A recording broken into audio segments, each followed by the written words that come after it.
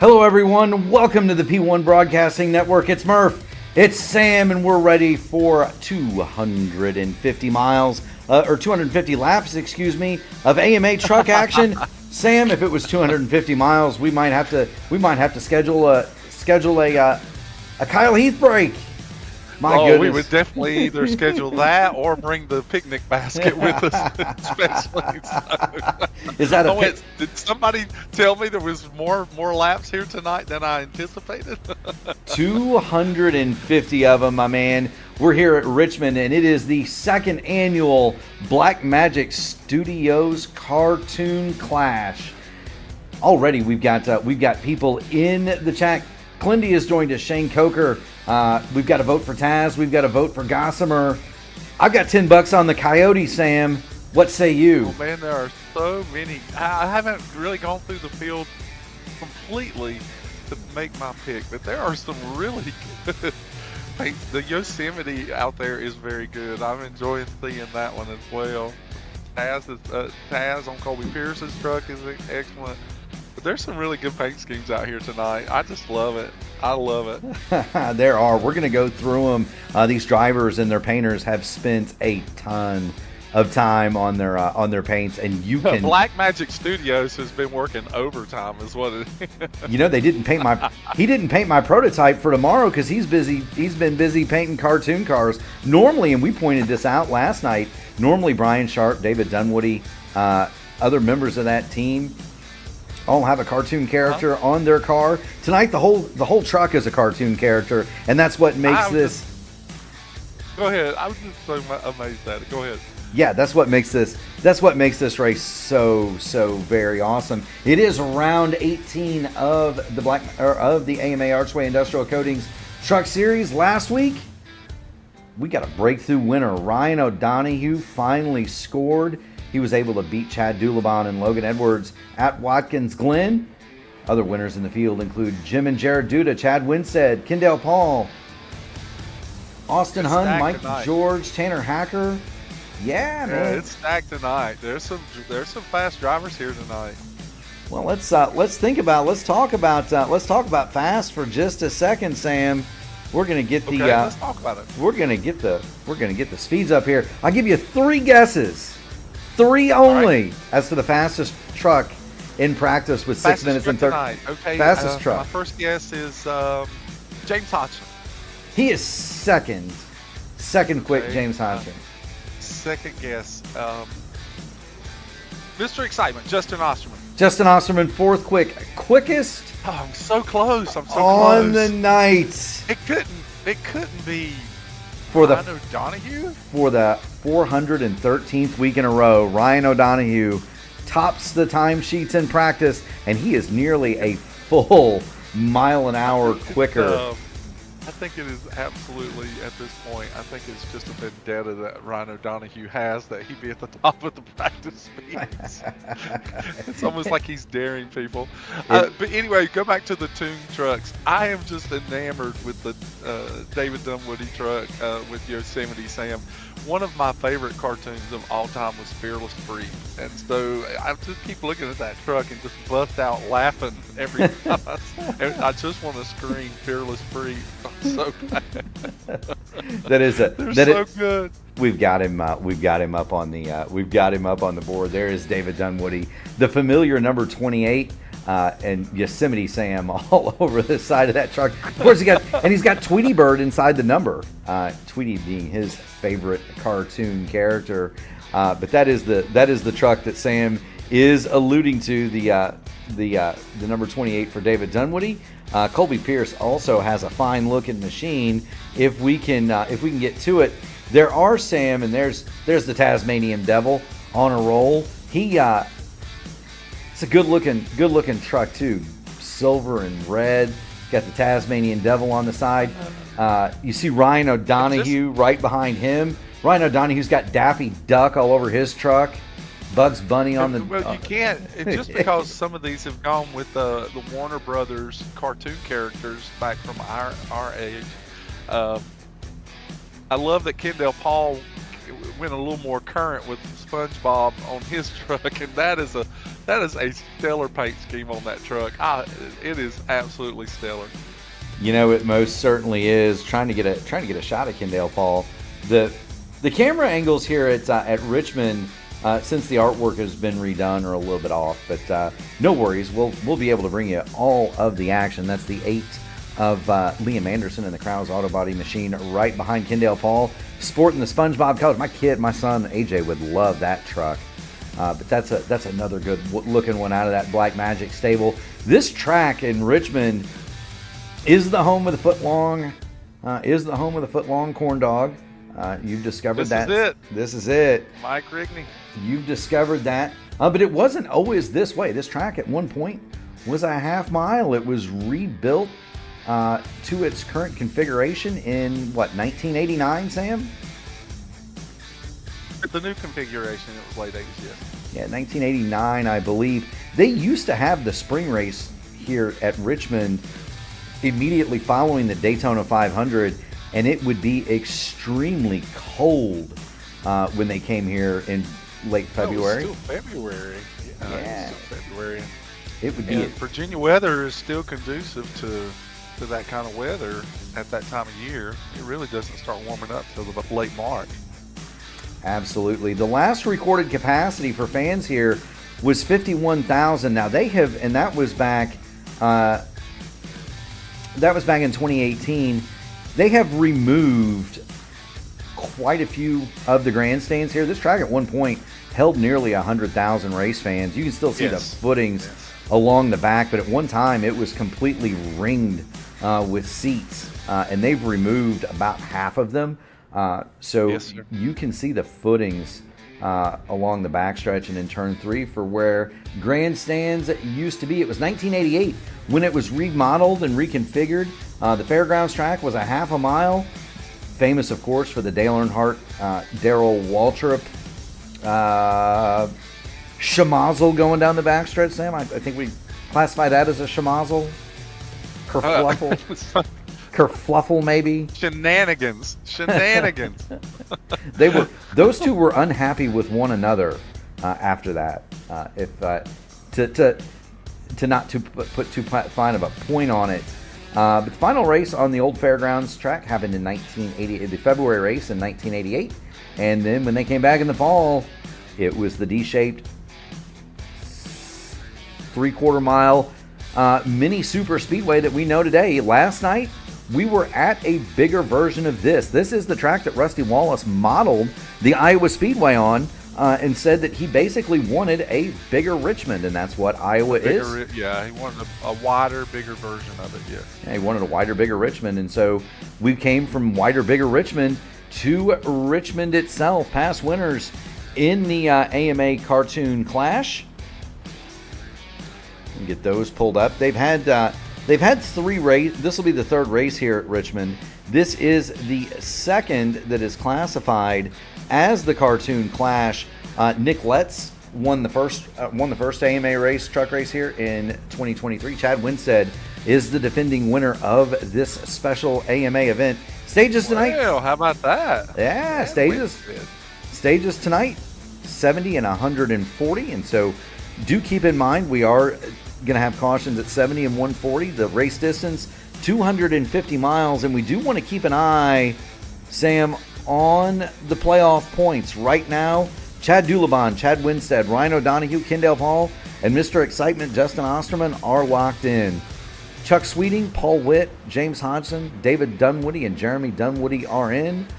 Liam Anderson is 28 points out, and Keith Graham 29 points out. A driver with a win must have 10 starts to qualify as a win, and you're in. Race for the bottom spot is really close. Oh, yeah. Jeremy Dunwoody, Liam Anderson, and Keith Graham. Chad Sweeting's not here tonight, I see. He is not. And it's time to qualify, Sam, here at Richmond. All right, you are so kind to me, Mark, every race to ask me, who do I want to ride with? But I want to ask you tonight, who is it that you would like to ride with? What are your thoughts tonight in qualifying? There's a guy in the field whose name is Crash. And so we're gonna get on board with we're gonna get on board with Crash Neon here, and let him show us around the Richmond Raceway. Well, let's jump in his driver's seat here as he comes across and takes the green flag on his first lap. Some drivers really want to get to the bottom as quickly as they can, but these tires, it's like, I don't know if I can say tires any more country than I just said it. But these tires are actually going to be very slick on the first couple of laps. The surfaces not going to be accommodating to cold tires, and so it'll take about 3 laps for these tires to get enough heat in them. That's what I remember from having raced in this one last year. Crash Neon immediately goes to the front of the field. 22,502 for Crash Neon. Much smoother this time, Bob.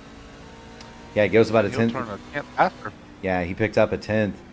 22,418, 115, 101 for Crash Neon. And there he is. Let's pick up Kendall Paul. You were mentioning the SpongeBob. You were mentioning the SpongeBob machine. There it is, the number 78. We'll watch from on high as Kendall Paul makes his way around Richmond, down the backstretch into turn number 3, right on that white line. This is his second lap. The first one, 22,639. Kendall Paul is going to come across the line. He'll go 22,203, and that is going to be, or 22,236, and that is going to be the quickest lap, Sam. That is pretty fast, but there are still some fast trucks to come by, and so we're eager to see what drivers like James Hodgson, Lewis Hayes is in the field tonight. Lewis Hayes, who's been a regular in the ISRA IndyCar series, is in the trucks tonight, and I've got a lot of experience racing with Lewis, and Lewis is a competitor, and so I'm eager to see how he does in his first AMA Archway Industrial Coatings race. You know, I am too, Sam. But we'll see. I'll tell you who is out there qualifying. The fast man in practice, Ryan O'Donoghue, is giving that 14 a ride. First lap, 22,528 for O'Donoghue. Here he comes. He's going to get lap number 2. Flashes across the line, 22,072, Sam. That is fast. 2/10 faster than Kendall Paul. Yes, he was. Chad Dulabon is on his way out for what appears to be a second lap. So here's He Chad. may have gotten loose. Oh, nope, he's coming back in the pit. He's working on pit stops. Yes, he is. But we have learned that Chad Dulabon, who has won multiple races here in the series this year, Chad is very good at saving tire, and he has long range speed. And so at a track that is notorious for long green flag runs at times, Richmond may really fit into his driving style. I mean, he absolutely ran away with the win at IRP because his management of the tires was so good. So someone like Chad would be very good here, I would assume. Very good. Do want to point out the weather, although it's going to change. 78 degrees on the track, 78 in the air, 99 on the track. Farmer Moore, this is a track. I hope this is at night. I really do, Sam. The old Narc brain says that he's going to challenge. He's going to challenge himself. Logan Edwards going to start it from the back intentionally. Jeremy Dunwoody, Liam Anderson say, "Hey, Lewis Hayes." Lewis Hayes is actually on the track, Sam. Oh, is he going to try and pull a last-second qualifying attempt here? Well, he stopped short of the line. So he is. I am a little. I do have a smile on my face. Lewis Hayes he's much like you when it comes to Southern stock car racing with his history. He knows his history really well, and so he's driving that Richard Petty 43. Although he is from the area where David Pearson lived, but he's a historian as well, and so it's really cool to see him running the 43 tonight. It most certainly is. It's also really cool to see this grid. The lights are coming on, Sam. This is going to be a fun night. On the pole, it's Ryan O'Donoghue, 116.9056 miles an hour. He's going to have Kendall Paul to his outside. James Hodgson and Matt Sizzler are going to make up row 2. Matty Wagner, Billy Elwell are going to be 5th and 6th. John Hutchins and Crash Neon, they're going to start 9th and 10th.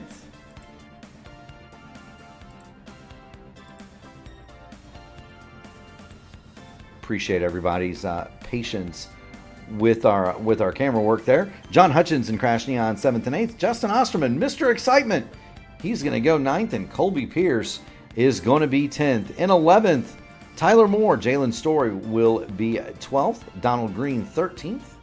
He'll have David Dunwoody at his outside in 14th.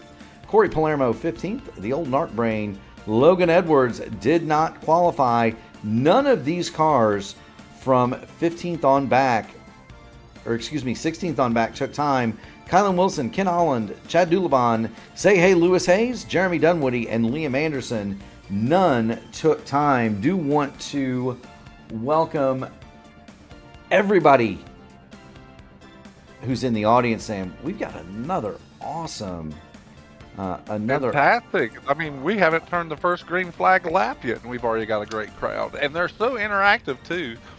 They are. Mr. Farmer has said that I don't know Virginia weather. Well, you know, the fact that I've lived over in North Carolina and Virginia for the whole of my life, and I was born in Alexandria, I believe I do know a little bit about Virginia weather. Now, Sam. I just know back in the time that we were talking about when the racing, you know, the Richmond race was immediately after Daytona. There was always a complaint among the drivers of what the cold weather was like in Virginia at that time. But it was like that when they went to Rockingham for the second race, when it was the second race of the year. Yeah, most certainly was. I mean, it was that area of the country can get pretty doggone chilly, and it's one of the things. If there's one good thing that's come out of the modern NASCAR calendar, they stay in the deep South longer. Yes. You know, so you've got, you know, and you can go out west, where back in those times, you know, after Ontario was gone, a lot of people don't realize for a long time, and Lauren Elwell says, let's go team Anderson. They're in the field, Lauren. Your brother's got a shot at it. You know, our week was pretty good. Sam, as usual, did a heck of a job last night in the Black Magic Studios Grand National Series. I stunk up the show, but Sam brought it home in good shape. Oh, dear heavens! You know how we know Mark's lying? His lips are moving. Oh, me. The week has been very busy but good. Thank you so much, Lauren, for asking. Yeah, it has. And so it's been a busy week for me professionally too. I kind of made the comment as the pace truck comes off the racing surface. Green flag. Yep, green flag is out. Ryan O'Donoghue, Kendall Paul, they're going to drag race toward turn number 1. Ryan O'Donoghue. We failed to mention in that fourth starting position is last night's winner at that exciting Iowa race, Matt Sizzler. Yeah, he's got the three birdies. He's got the 3 birdies truck right there, Sam. He sure does, and I'm sure that caution. Oh, we have a caution out on the speedway already. It's Donald Green around. And what has happened to poor Donald Green here?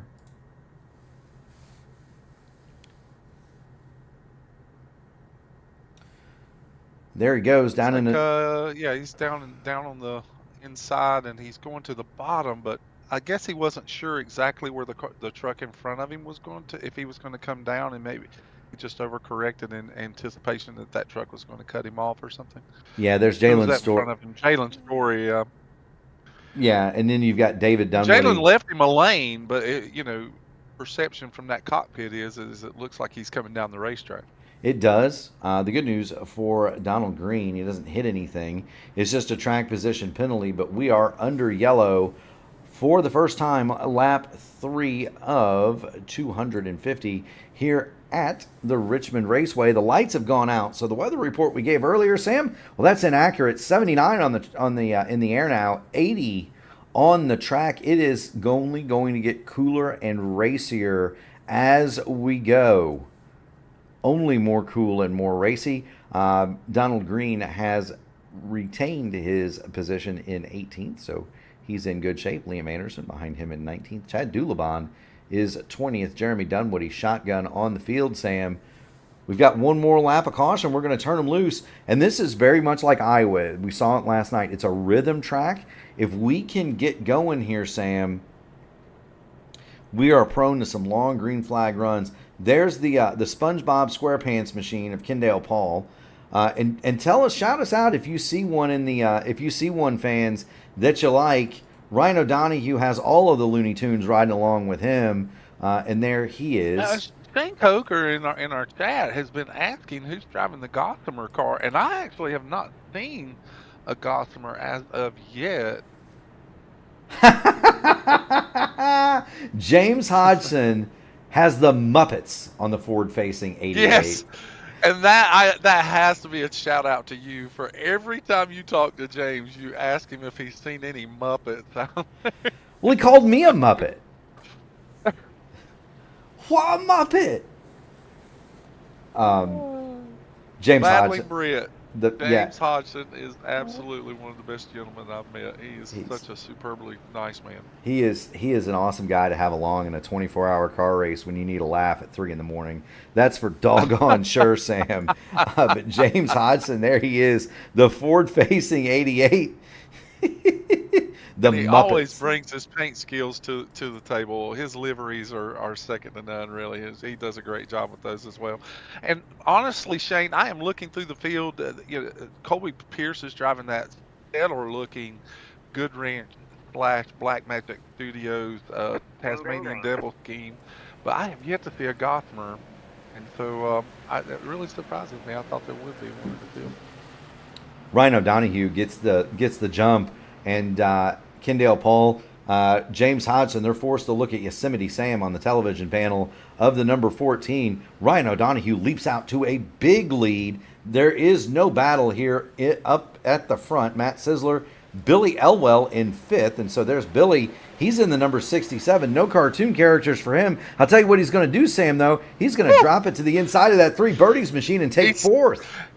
He stuck it in there for every ounce of rubber those tires had. Hey, if it works, brother. There he goes. Billy Elwell moves it up to 4th. We talked about Crash Neon earlier. Crash Neon may be a newer name for those who are fans of the AMA. That is a very well-known name for those of us in the open wheel community. Crash Neon joining Logan Edwards in this race, and we're going to talk a little bit about Logan's exploits. He had a big win last night, Sam. And so we're going to talk a little bit about that. He's being followed by Matt Wagner in 7th. John Hutchins is in 8th. We've got a car around. That is Mr. Excitement, Justin Osterman. Oh, man, he really took some significant damage there on the left front of that truck. Yes. He gets tangled up with, it looks like Logan Edwards. As they were coming off the corner, Logan Edwards is in the bottom, but Justin Osterman actually loses the back of the truck coming off the corner, and then Logan Edwards had nowhere to go and just got collected into that spin.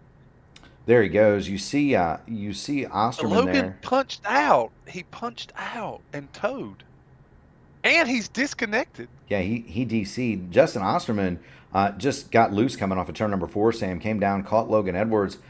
Big collision there, left front to right front. Maybe Logan Edwards felt could he have possibly lost the motor with that? I think it probably could have been more, hey, the truck's damaged. I don't want to sit on pit lane. He's got to win. He's in the playoffs, Sam. So there's no reason for him to continue with an unfun evening, maybe. Yeah, he still had a motor. Yeah. Well, that's a driver's privilege. If that's the way my race is going to be, I don't want to race. There you go. I mean, I'm not going to say I've never. I'm not going to say I've never done that, Sam. No, we're all guilty of it. We are all guilty of it. We are all guilty. Do want to thank Whiplash SimCams for these camera angles. If you're an iRacing photographer, head on over to Whiplash. Get yourself some of these great shots. We're watching Billy Elwell, who has been worth the price of admission early. Billy started this race in sixth. He's made two pretty significant passes on other cars. He's got himself up to fourth, and he's chasing the Muppeteer down the back straight. That's James Hodgson, dead ahead of Billy Elwell as he climbs to the outside, turns 3 and 4, looking for a way around James Hodgson. There's one truck on the apron coming out of 4. That looks like that is Jeremy Dunwoody. It is. He comes in down pit lane. It is Jeremy Dunwoody. He's bringing his Blackmagic Studios machine to the attention of his pit crew, and there is some pretty significant front end damage, left side front damage on the automobile for Jeremy Dunwoody. So he's brought it to the pit lane. Do want to point out our man, say hey, Lewis Hayes. There he is in that 43, and Lewis Hayes is coming to the front. Lewis Hayes is 13th. 19th position. Yeah, yep. He's making up some spots, Sam. Working on Liam Anderson here as they go into turn number 3.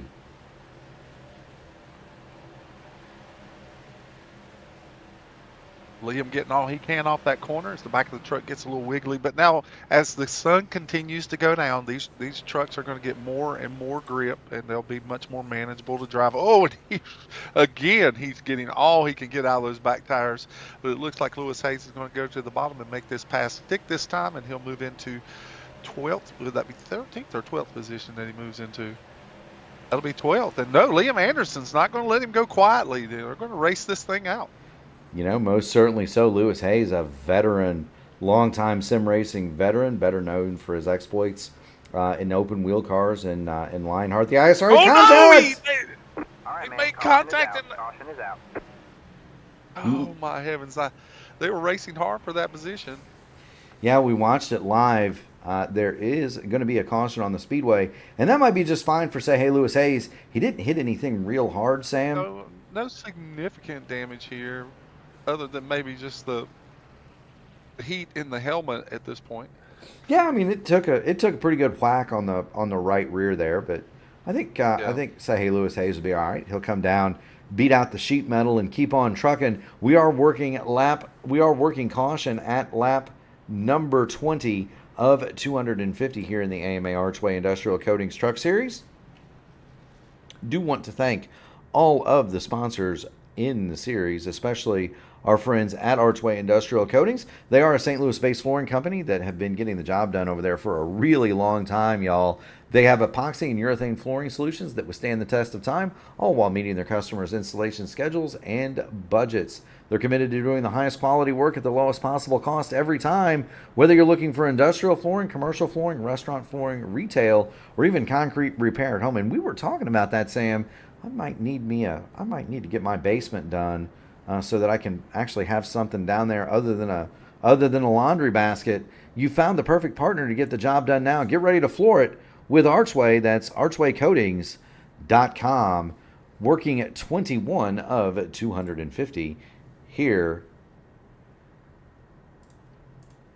in the AMA Archway Industrial that Coatings. Logan Edwards, the old narc brain, has popped into the chat and said that he had something coming up tonight and he was already on a timer, so he just decided to punch out early. And so we appreciate the explanation, Logan. I fully anticipated that this race could play into your skills, but I understand when other things have a precedence over our schedules. Yeah, in the grand scheme of things in life, sim racing is not the priority, right? You know, most of us in this hobby, you know, just by nature of what's required from an equipment standpoint, you know, we're older men and women. You know, I myself am in my 40s. Sam Crow, you know, he thinks I'm 12, but you know, Sam and I both have families, and you know, this is our hobby. Some guys play softball, and some guys do this.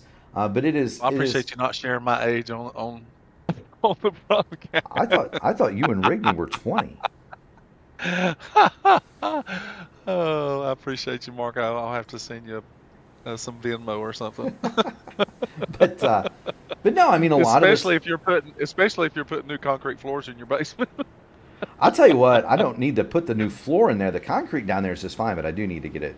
I do need to get it refinished. We were talking about that tonight. I gotcha. Okay. We get ready to come back to Green here the next time by. We were talking about that tonight because, space with with 3 kids. Natalie, claims she has 4 kids, but the space Natalie, is, we don't disagree. yeah, the space is. I haven't gotten any more mature. The hobbies have just gotten more expensive as we come back to the green flag. Well, you know the age of the boy by the price of his toy. That's right. Ryan O'Donohue gets the jump. Kendall Paul goes we're to back up to second. green. Yeah, Kendall Paul goes to second. James Hodgson goes by Billy Elwell. He'll reclaim third, and that double zero of Crash Neon has made it to fifth as we watch Hodgson and Kendall Paul. That's the Muppets on the inside versus SpongeBob SquarePants on the outside. Now, Sam, we talked about this last night at Iowa. How the 2 grooves could be used, and there were points and there were positives and negatives about each one. Yes, sir. Yes, sir. What is it at Richmond? Do you want to be up high or do you want to be on the bottom? Well, in the trucks, the most advantageous line in the trucks, in my experience, has always been the bottom. And you'll see a lot of these fast drivers. That's exactly where they will. Whoa! Contact! James Hodgson saves it. They all make it, Sam. Oh my heavens! How in the world is all that happening at one time? I don't know. Billy Elwell got into James Billy Hodgson. Elwell sticks it in there so deep. He did. He got in the side of James Hodgson. Crash Neon got in the back of Billy Elwell. They were 3 wide. Yeah, that was insane. How did James Hodgson save that? They were all 3 sideways and about ready to have a big mess, and nobody crashed. That was a handy piece of driving from everybody. Sizzler is going to go by Billy Elwell on the outside. Here comes David Dunwoody to the outside. Crash Neon is going to switch lanes. He's going to jump to the outside of Billy Elwell. And here comes Colby Pierce. So the action is all around that 67 truck. At the moment, you were saying about the inside versus the outside, Yeah, Sam. I typically love to run the low line, but there's this fine line when you run the bottom, is that if you get into the gas too much too soon and you just start spinning those rear tires, that low line just becomes a detriment more than it becomes an asset, because you can't get the drive coming off of the corner that you really need to keep pace. And that may be what you're seeing with Billy Elwell here, is that he's been making those strategic passes early in the race, but he's been doing it by going straight to the bottom and then getting into the throttle so heavily that the rear tires are getting hot too soon. And so now he's having to move up so that he can get a little bit more grip on the top We're line. 3 wide, Now, Sam. Yeah, I see that. And Chad Doulabon is slowly starting to make his presence known here as he is moving up to 8th position this time by. Now, as far as racing grooves, both of the faster lines at this track are going to be right around that first white checkered line from the bottom.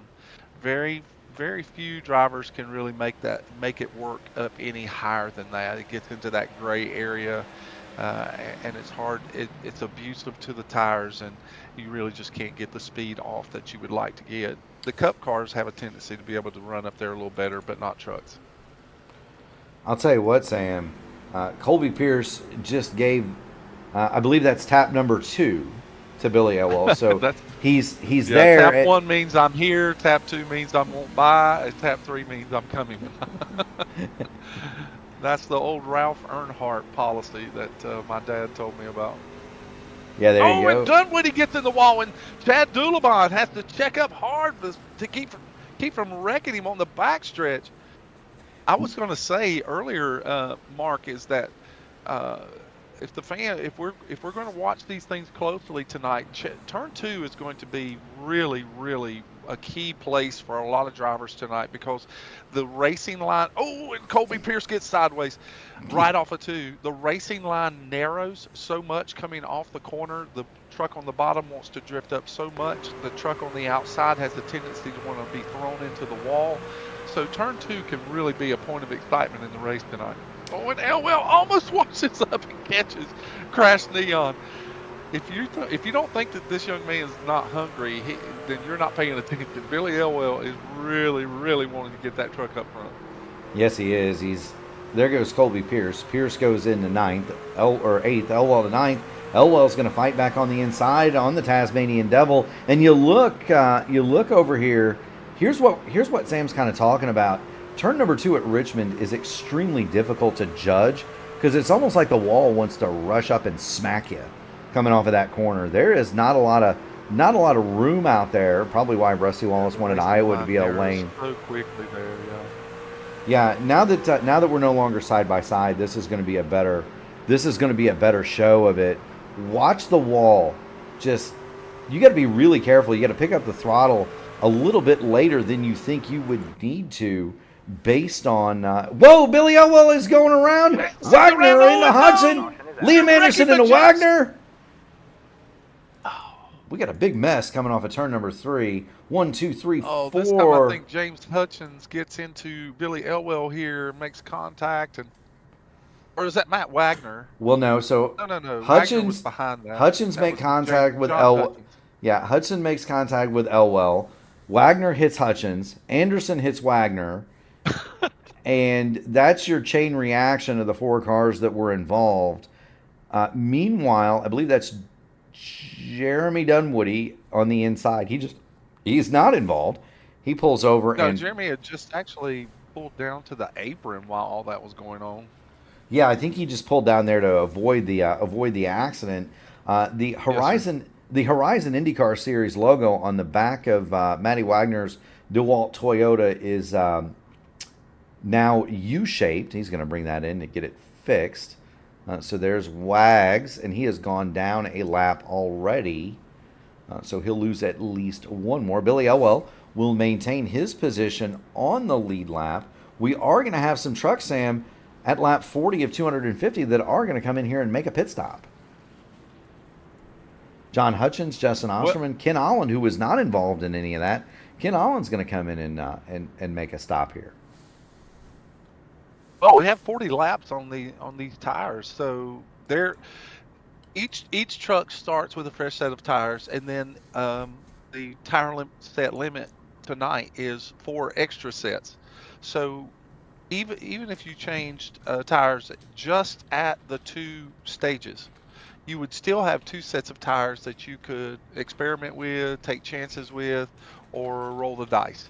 And so we could very well be seeing some of these drivers are making those kind of decisions right now before the first stage ends, so that they can make up some track position. Tires do make a difference here. However, if you run those tires too hard too soon in those first 10 laps, they will equalize quickly. And so seasoned drivers that know how to get the most wear out of their tires, they would be able to maintain some pace and race with you if you burn those tires down too quickly.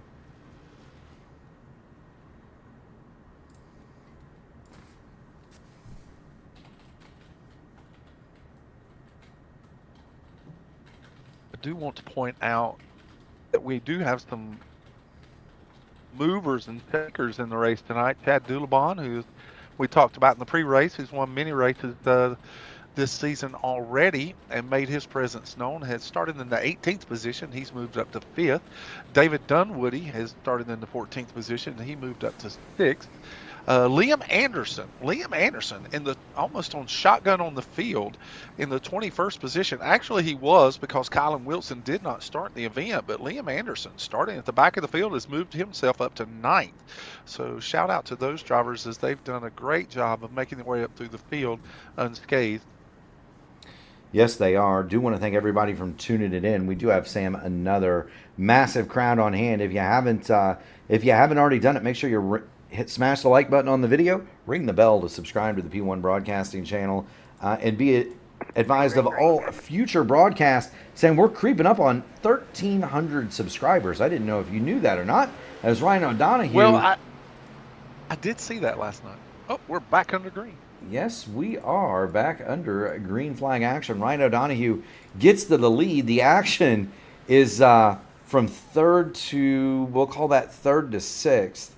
That's Sizzler on the outside of Hodgson, Dunwoody on the outside of Dulamon. They are 2 by 2 for third through sixth. The interested party here, well, that would be Crash Neon in the 00. He has a great view of this action. They all get single file, and there's Crash Neon looking out of his helmet. I love this racing here between James Hodgson and Matt Sisler. They've been door to door for the last couple of laps, and neither one's wanting to relinquish. It looks like Matt Sisler's doing a fine job trying to run that high line and get big runs off the top side, and he's going to pull this pass off. And now Chad Dulamon is going to try and follow suit. Yes, he is. There we go. Colby Crash Neon is now seventh. Dulamon and Hodgson, they're going to go after it one more time. That's James Hodgson, the forward-facing 88 on the bottom. Oh, you got a good picture of what that turn 2 exit is for the truck on the bottom. It's just the truck wants to wash up off the bottom of the racetrack so much, and the track narrows, so it's very hard to make a pass on the bottom coming off of 2 there. We've got a mess back here, Sam. That's Jalen Story, Billy Elwell, Liam Anderson, Say Hey Lewis Hayes. They were 3 wide going down the front. John Hutchins, they were 3 wide going down the front straight here at Richmond. That does not work. There's Say Hey Lewis Hayes. He backed out of that. Thought that discretion the better part of valor for Say Hey Lewis Hayes. He's starting to work his way back up, Sam. He started in the back, came to the front, got turned around, got himself fixed, and Lewis Hayes now runs along in the 13th spot. Well, that Liam Anderson truck actually still has some significant front end damage, so he's going to have a bit of a push condition. Is why you're seeing that truck washed up the racetrack so much. I do want to say that I dropped in and talked to some drivers tonight before the event, and Jalen Story was so excited about his 11th place finish recently, and he's wanting to get better every week, and so we're certainly glad that Jalen is excited about his opportunities here of working on his racecraft and getting a better finish with each event that he's a part of. So Jalen, just keep your hands on the wheel and keep turning left, brother. Absolutely. So do want to thank everybody for tuning in to the AMA second annual cartoon clash. We got caution on the speedway. That is Colby Pierce on the bottom, and I believe Justin Osterman got a piece of that. Let's see what has happened to Colby Pierce. That would be, and remember, those two are teammates. Wow, Sam. Wow. That was an ambitious run up the inside from the 53, and Colby Pierce gets to get the worst of that, Sam. Well, fortunately, he did not hit the wall. He just loses these positions because he's the truck that's spinning. I don't know. I mean, Osterman drove it so deeply in there. I wonder if he actually he was paying so much attention to one thing that he may have missed his mark. That's possible. Job. That's what it looks like to me. Yeah. Great job of driving from Colby Pierce to not hit anything. No question. And no question. He actually did not lose any position. He did not lose any position as a result of that. He'll be scored back. That back. Yeah, that's great. He got it back. So no harm, no foul. You see Colby Pierce drive up next to David Dunwoody. Those two are teammates. They are in the same Discord, longtime friends. And those two, what Colby's doing there is he's pulling up. You cannot tell if you've got damage. Right. And not from the driver's seat. Not from the driver's seat. And sometimes you can map a button within iRacing and it'll tell you you've got damage on the front, rear, whatever side. But it doesn't tell you how severe that damage is. And sometimes if it's minor damage, it tells you you're not damaged. And so Colby Pierce wants to pull up next to David Dunwoody just as he was. Dunwoody will check right, check left, make sure that the fenders are straight on that 42, and he's now done that. But that's why you see guys sometimes under caution, they've just been involved in an accident, race up next to somebody, get on the radio and say, hey, can you look at the fenders? Are they bent? I used to do that to Andrew Wood all the time when after I had just taken flight. I'd ask Andrew. Did you have to? Did you have to all the time? I did. I'd get on a mic and say, "Hey Andrew, hey Wood, can you look at my car? Make sure it's you think I'm good to go, man?" That's probably because Andrew's car was always so pristinely clean. For those of you who don't know Andrew Wood, fellow commentator on the P1 Broadcasting, his Indy car is painted like the station wagon from the movie Vacation. Yeah. The team the power slide team hype truckster. I promise him I'll wave to him every time I pass him. Anyway, we're getting ready to line up for another restart here. We're getting close to the end of the first stage. Man, this is really brief. This has really flown by, this first stage, if we're getting close to the end of it. So Ryan O'Donoghue should get another jump here on Kendall Paul, and yes, he does. And Matt Sisler will follow suit right behind him in the third spot. I really like the action for David Dunwoody. He was another one of those trucks that started pretty much in the back. You're watching Kendall Paul and Matt Sisler, Chad Dulabon. They're going to have a scrap over second. Look at how close Dulabon gets to Kendall Paul. My goodness gracious. Someone needs to go back and tell Chad Dulabon this is not a draft track. 3 wide, Sam. Kendall Paul wisely backs out of that, and he backed out so much that he just about got run over by David Dunwoody. Dunwoody gets loose and collects James Hodgson on the backstretch. Neither one of those drivers hit anything, Sam. I want to point that out. And that all started, that was a chain reaction. Kendall Paul lifted out of the 3 wide scenario.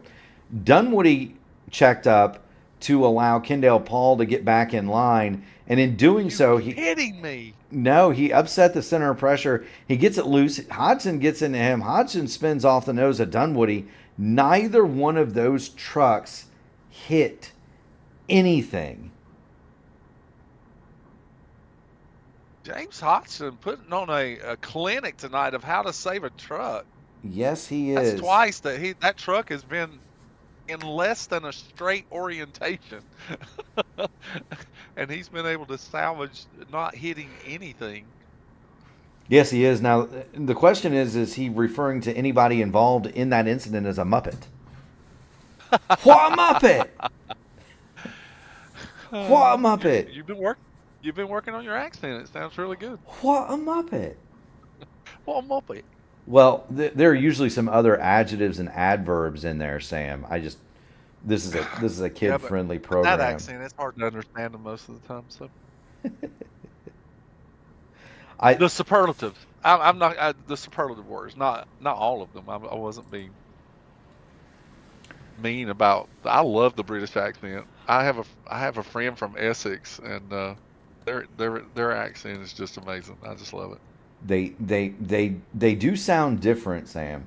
But James Hodgson. They do. James, and don't try to use an Australian accent when you're trying to imitate a Brit. Oh, no. A lot of offense to that. No. Ryan O'Donoghue leads it. Matt Sisler has made his way into second. Chad Dulabon all the way from the back. And give a shout out to Chad Dulabon. He started 19th on the evening. Fell to 20th. He stands currently third. Other movers in the field, I would have said David Dunwoody, but Dunwoody lost everything he just gained with that last spin. And give a call down to this man, Matt Wagner. I know he's sitting on pit road. He was the lucky dog the last 2 cautions. And so Wags is back on the lead lap, and he's getting some work done to that. He's getting some work done to that Horizon IndyCar Series machine. You see the rear bumper pull out. So he's getting some stuff fixed on that truck. Might as well. He's in the back anyway. He's going to have to go to the tail end of the longest line. You might as well get it fixed, right, Sam? I'm sorry, I was listening to some communications from Corey Palermo. I noticed that he had been having some difficulty. His truck was stopped on the track as well, and so apparently he had had a system failure that caused him to lose a lot of this track position and caused him actually to stop. He was trying to get it restarted. So I'm sorry I missed your statement. I was trying to catch up on the in-race comms. Well, I was going to say, what I was getting at was Wagner spent quite a bit of time on pit lane under that caution as we get back to green flag action. Yeah, I do remember you saying that. Yes. Yeah, he's getting his truck fixed, and why not? He's got to go to the back of the longest line anyway. You might as well get some of that damage fixed. Ryan O'Donoghue doesn't have any damage, and he goes straight back to the lead, but Chad Dulabon is going to be all over that. Dulabon swings it to the bottom, going down the back into turn 3, Sam. The fight for the lead is on. Yes, sir, it is. And I really did not expect Chad Dulabon to race so hard to the front. He's really not been one this season that's been one to really push his truck that much to get to the front. But tonight he's decided that he doesn't want to ride around in the pack. He wants to lead this thing. Yeah, Chad Dulabon has gone to the lead over Ryan O'Donoghue. Matt Sisler is third, and Sisler's got a challenge from Kendall Paul running along in fourth, and they've got Mr. Excitement, Justin Osterman, behind them in fifth. And there's a pack of hungry drivers behind them with Billy Elwell, Colby Pierce, Crash Neon, and John Hutchins. All those drivers are hungry as well. Oh, and Crash Neon with a big, bold move there underneath Colby Pierce. He won't be able to make it stick, but there's no question that he's eager to get past him. Yeah, John Hutchins slapped the wall a little bit coming off of turn number 4 behind them. I thought Colby had moved down there to shut that move off, and Crash Neon just kept going lower and lower lower. He made a lane down there. Yeah, he did. Great piece of driving from Crash Neon. We'll jump on board We'll jump on board the 00. If ever there was a remember we were talking about last night, Sam, sponsorships that just made sense, right? Yeah, that was such a great segment of the broadcast. I really appreciated you bringing that. Now, here's one. I found that entertaining. Here's one that never happened and probably should have, was Buckshot Jones and Remington shotguns. I never understood what marketing genius never made that work, because at the time they sponsored the Raymock team and Rick Mast. Well, Buckshot Jones was, so they were putting significant money into the sport. He was Aqua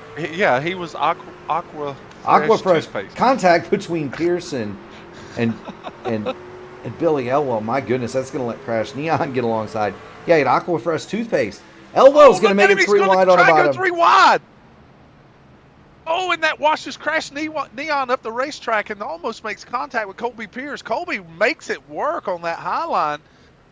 Oh, and Billy Elwell almost squeezes Crash into the wall there as he's really, really being aggressive, trying to move up through the field here. Now, I'm going to say this. My policy is to never get into a paint trading contest with a guy named Crash. That's probably a good moniker to live by. Also, I don't get into arguments with guys named Buckshot. That's another one of my personal rules. But that was one that you would have thought that somebody with some sense would have made that happen, and it never did. Whoa, we've got Hodgson. We've got Hodgson saving it again. James Hodgson did everything but wreck that truck, and that's worth another look. He's racing along behind John Hutchins, and I think he's going to get a little bit of assistance here from Jalen. A little help from Jalen there, but again, the anticipation is that I'll tell you why drivers are getting into these positions is because when you're on the outside on entry, you're thinking that the truck on the inside is going immediately to Sam, the they're not done yet. The 26 just got into Liam Anderson. David Dunwoody's going to turn it right. That's going to end the stage to get underneath him. James Hodgson made it back to 12th. He passed 3 trucks in that last little bit. Lewis Hayes is going to come home 11th in the stage. How about that? The winner is going to be Chad Dulabon over Ryan O'Donoghue, Matt Sisler, Justin Osterman, Kendall Paul in 5th, Colby Pierce 6th, Crash Neon 7th, John Hutchins is in 8th. What a great run for John Hutchins. And who's he got on the hood of that thing? Is that John Hutchins? Yeah, it's a I see the Taz, but that looks like the logo of his church there, Sam. So, Yeah, it does. Place, yeah, PLACE, Place Worship Center is the sponsor that's been on his vehicles mostly all year. yeah, And it, he's got the Tasmanian devil on the side of it. That's what I was looking for, but I couldn't tell if that was the logo of his church or if that was well, yeah, it looks like a church logo of some kind. yeah. But PLACE Worship Center is, and what that logo is, it is a line figure of a church with a cross on top, and then uh, a depiction of people in all different races There you worshiping go. together.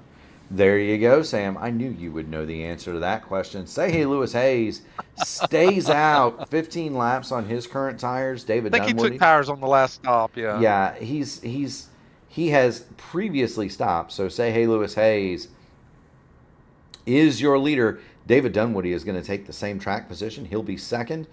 Osterman, Dulabon, Ryan O'Donohue, Matt Sizzler, Kendall, Paul Krashnian, Colby Pierce, John Hutchins round out your top 10. Do want to thank everybody for joining us here tonight on the P1 Broadcasting channel. We've just heard from the main man, the boss The man. lights are on. The lights just came on the speedway. Yeah, the lights just came on in the Speedway, and the lights just came on my Discord. The boss man just checked in. He wants everybody out there to know we've got 3 more subscriptions until we hit 1,300. So if you haven't done it, make sure you smash the like button on the video, but please ring the bell. 1,300 is right Oh, we're around the so corner. close. So close. Sam, I remember. We have all these fans in here for Liam Anderson and Billy Elwell We and do. and that entire team. If you haven't subscribed, we just encourage you to do so. There might be a peanut butter and jelly sandwich in it for you if you do. Sam, I remember when we didn't have 13 subscribers. I remember when Gary and I didn't have 13 subscribers. A couple of zeros after that it boggles my brain pan every day that's the case. And we certainly do thank all the fans at home. Mike Rigney checks in. He says, say, hey, Lewis Hayes is here. He almost had him converted to fast cars. It's not just that he's here, Mike. He's leading the doggone race. 75 of 250 complete. Say hey, Lewis Hayes is your leader. David Dunwoody second. Row 2 on the restart is going to be Osterman and Dulabon, O'Donohue and Sizzler. Row 3, Kendall, Paul, Crash Neon. Row 4 as we get ready to come back to green here at the Richmond Raceway. Catherine, I don't disagree about Jolly Ranchers as long as they're watermelon flavor. Now we have to have a discussion about Jolly Ranchers. Mr. Excitement, Justin Osterman's doing exciting they're things. kicking up off the corner. Justin Osterman got bottled up 3 wide. Caution is on And we the still speedway. have a caution toward the back of the field. It's I believe it is going to be Donald Green. Liam Anderson got a black flag somewhere in that kerfluffle. Here comes Donald Green off of turn number 2, and he just breaks loose with him, and he's going to give it a smack on the Probably too inside much wall. wheel input right there for Donald Green. That's probably why he lost the back of that truck with cold tires. That would have been for Liam. It would have been speeding on pit exit would be the reason he would have that black flag there. No real additional damage to the truck for Donald Green. It had already been kind of stove in up there to begin with, and now the machine for Donald Green just has a little bit of additional damage, which he's going to have to get fixed. Lauren Elwell wants to know if she goes and gets ice cream. Well, that depends on what kind of ice cream, Lauren, we're talking about. And if you Mint get chocolate chip. Mint chocolate chip. not mint chocolate, no, Sam. Okay. Cookie dough. No one ever has my favorite ice cream anymore. I love black cherry or black raspberry ice cream with chocolate chips. That's my favorite. But no one ever. Breyers used to make it, but they don't make it anymore. I am a huge fan, Sam, of chocolate chip cookie dough ice cream. Well, I won't turn it down if it's free. Whatever Lauren's getting, I'm going to You know, partake of. it sounds But if you find black raspberries with chocolate chip, I love that. you know, Sam, you sound like me when it comes to beer. As long as it's cold and free, I don't care. Well, I don't drink beer, so I'm out of that conversation. Well, I know, Sam, but that's you can choose to abstain. You know, you can choose to abstain if you wish. We'll just drink your share, but it needs to be cold and That's free. exactly right, Mike Rigney. They do not know they're messing with an ice cream connoisseur. They have no idea. I may not know anything about alcoholic beverages that I would ever partake of, but the truth is that I love ice cream. I'll tell you what, we'll get my wife in here. She is also a connoisseur of ice cream, as judged by the fact that I have a wall freezer downstairs or a floor freezer downstairs full of ice cream. The nuclear rapture will happen at some point, and I will live off of ice cream until the fallout subsides because of her. Anyway, Well, I do love it. But now, just for those that do love ice cream, Breyers just came out with a new flavor called s'mores. It's seasonal. ooh, It's a campfire. It's a campfire edition. It is delicious. you know, there's a Kroger about 6 blocks from my house, Sam. You're going to make me get up out of this chair and go get me some ice cream. I thought it was one of the essential food groups. I thought those were the food groups: pizza, beer, and ice cream. Who started this conversation? I think I'm going to blame Lauren Was it Elwell. Lauren? It was. Either way, say hey, Lewis Hayes is going to hit the gas. He's going to go back to the lead. Ryan O'Donohue. Come on, Lewis. Lead this field into the next stage. Yeah, you can't help but cheer for say hey, Lewis Hayes. Such a nice man. David Dunwoody has his gamble kind of going a little bit awry. He's got Chad Dulabon gone by him for third, and now Dunwoody is going to be under fire from Matt Sizzler in the three birdies machine for fourth. Say hey, Lewis Hayes, speaking of fire, Ryan O'Donohue has pulled alongside say hey, Lewis Hayes, the 43. Ooh, and O'Donohue with a handful of wheel that time. Yes, he has, and that's going to let Chad Dulabon get to his outside. Say hey, Lewis Hayes on those. That caused, yeah, I think Lewis Hayes just overdrove the corner going into three that time. It washed him up the racetrack, and so now that really has brought O'Donohue and Dulabon into the race here for the lead. It has. Now look, I mean, I'm here. Dulabon is here. There's 3 wide, Sam. 3 wide. Oh, and Chad Dulabon's going to make it stick on the outside. Lewis Hayes wisely just backs out of them enough to let those drivers by. Yes, he does. And now say hey, Lewis Hayes with those 15-lap older tires. Yeah, just settle in and find your place here and wait for the stage. I think he'll be fine. Oh, for sure. I mean, he was running what 13th or well, no, he finished 11th in that first stage. So say hey, Lewis Hayes is you know he's going to settle in if he can settle in right about. You know, right somewhere around Kendall Paul crash neon. Coming off the pit lane. Yeah, poor Liam gets the penalty. He's not able to serve it. The yellow comes out. It costs him 4 laps. But that's not that big of a deal here. There's going to be some yellow flags. He will be. What? Jalen's story around. He saved it. No caution on the speedway. And there's Jalen's story. He came off of turn number 4. And a little bit too much welly to the rear tires. She gets sideways. He takes a trip through the grass. No harm, no foul, Sam. He'll continue along. Jalen Story in 17th. Another truck we haven't talked about who's quietly hanging around. There's Tyler Moore. He is in the 26. He runs along behind Donald Green in the 51. I believe we Justin Osterman really sticks it in under Matt Wagner. They're touching door to door as they come off turn 4, but they're racing it off the corner and they come across the start-finish line side by side. They do, and that's kind of, you know, we can kind of talk about that, Sam. We'll jump on board Liam Anderson to watch this duel. Wagner is going to. This time Wagner takes a little bit more of a progressive line so that Osterman doesn't get in underneath him on entry this time, and Osterman gives him a tap. I think that was a little bit more than I'm here, Sam. I think that was like, I need to check what's in the bed of your truck. Wags is going to jump. Wagner, he's going to jump underneath John Hutchins. This is a battle for 10th. Or, no, David Dunwoody, so 11th rather. John Hutchins, the next truck up there. Dunwoody struggling on his older tires, as is Say Hey Lewis Hayes. Lewis Hayes has dropped to 6th, and he has got bigger problems in the form of Colby Pierce. Pierce is trying to take that away. Is trying to take 6 away. That'll drop Say Hey Lewis Hayes to 7th.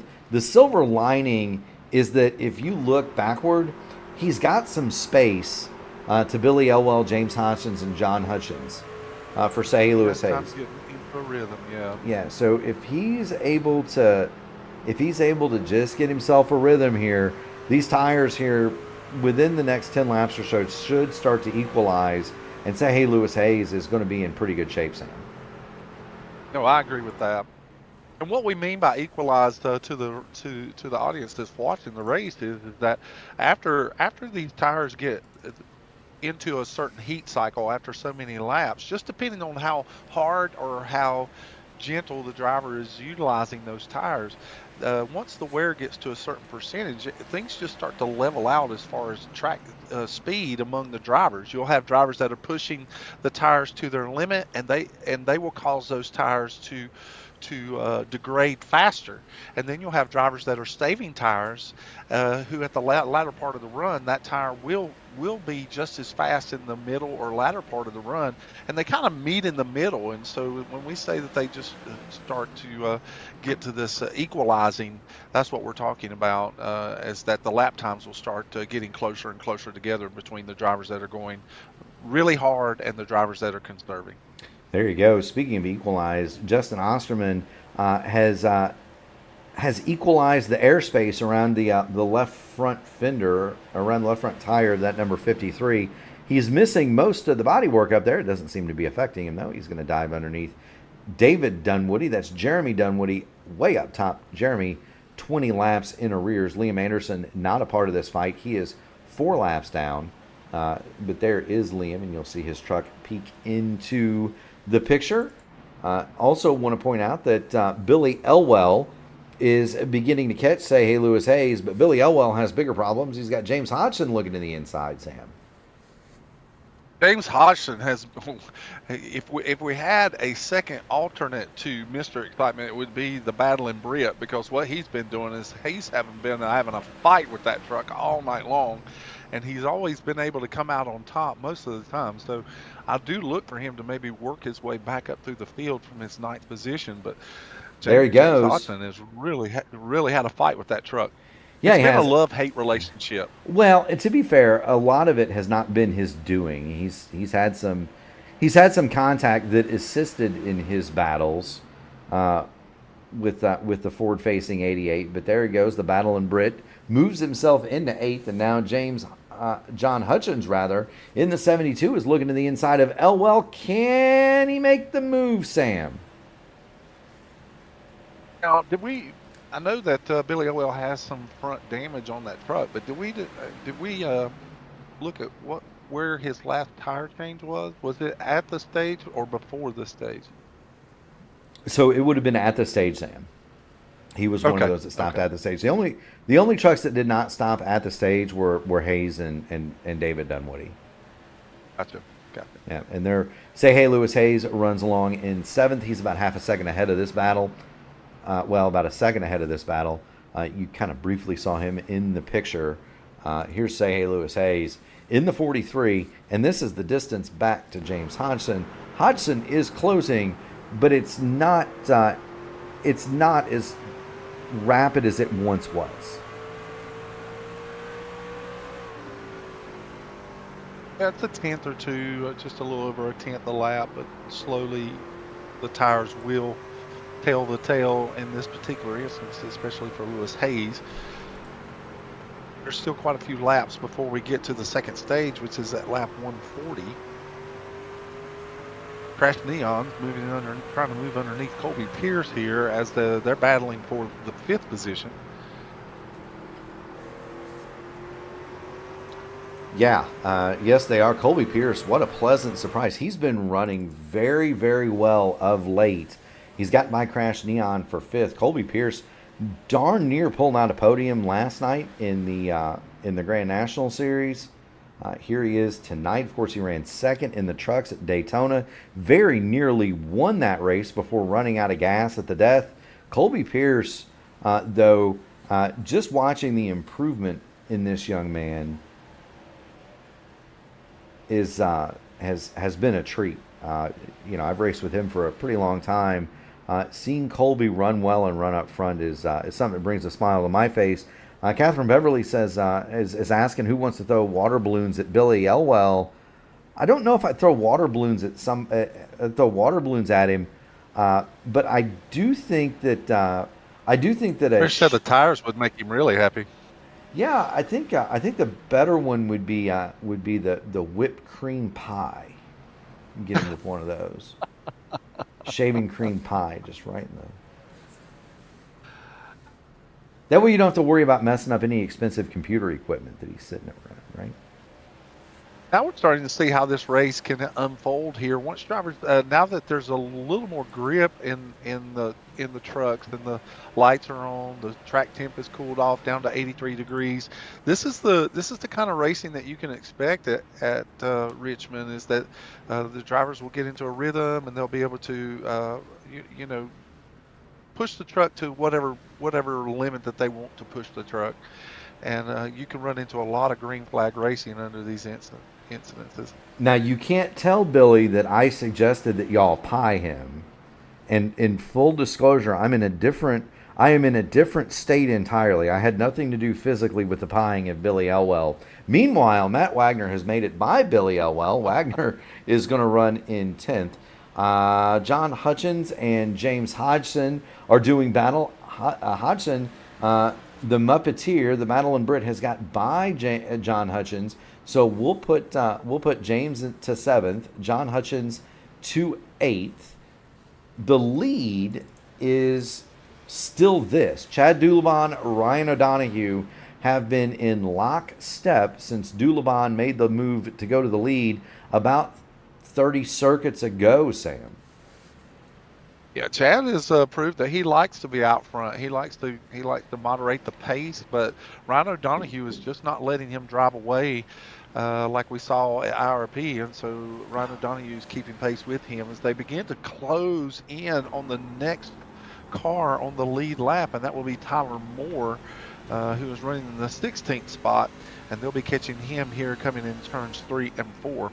Yeah, Donald Green has already gone that lap down. Tyler Moore is going to go a lap down.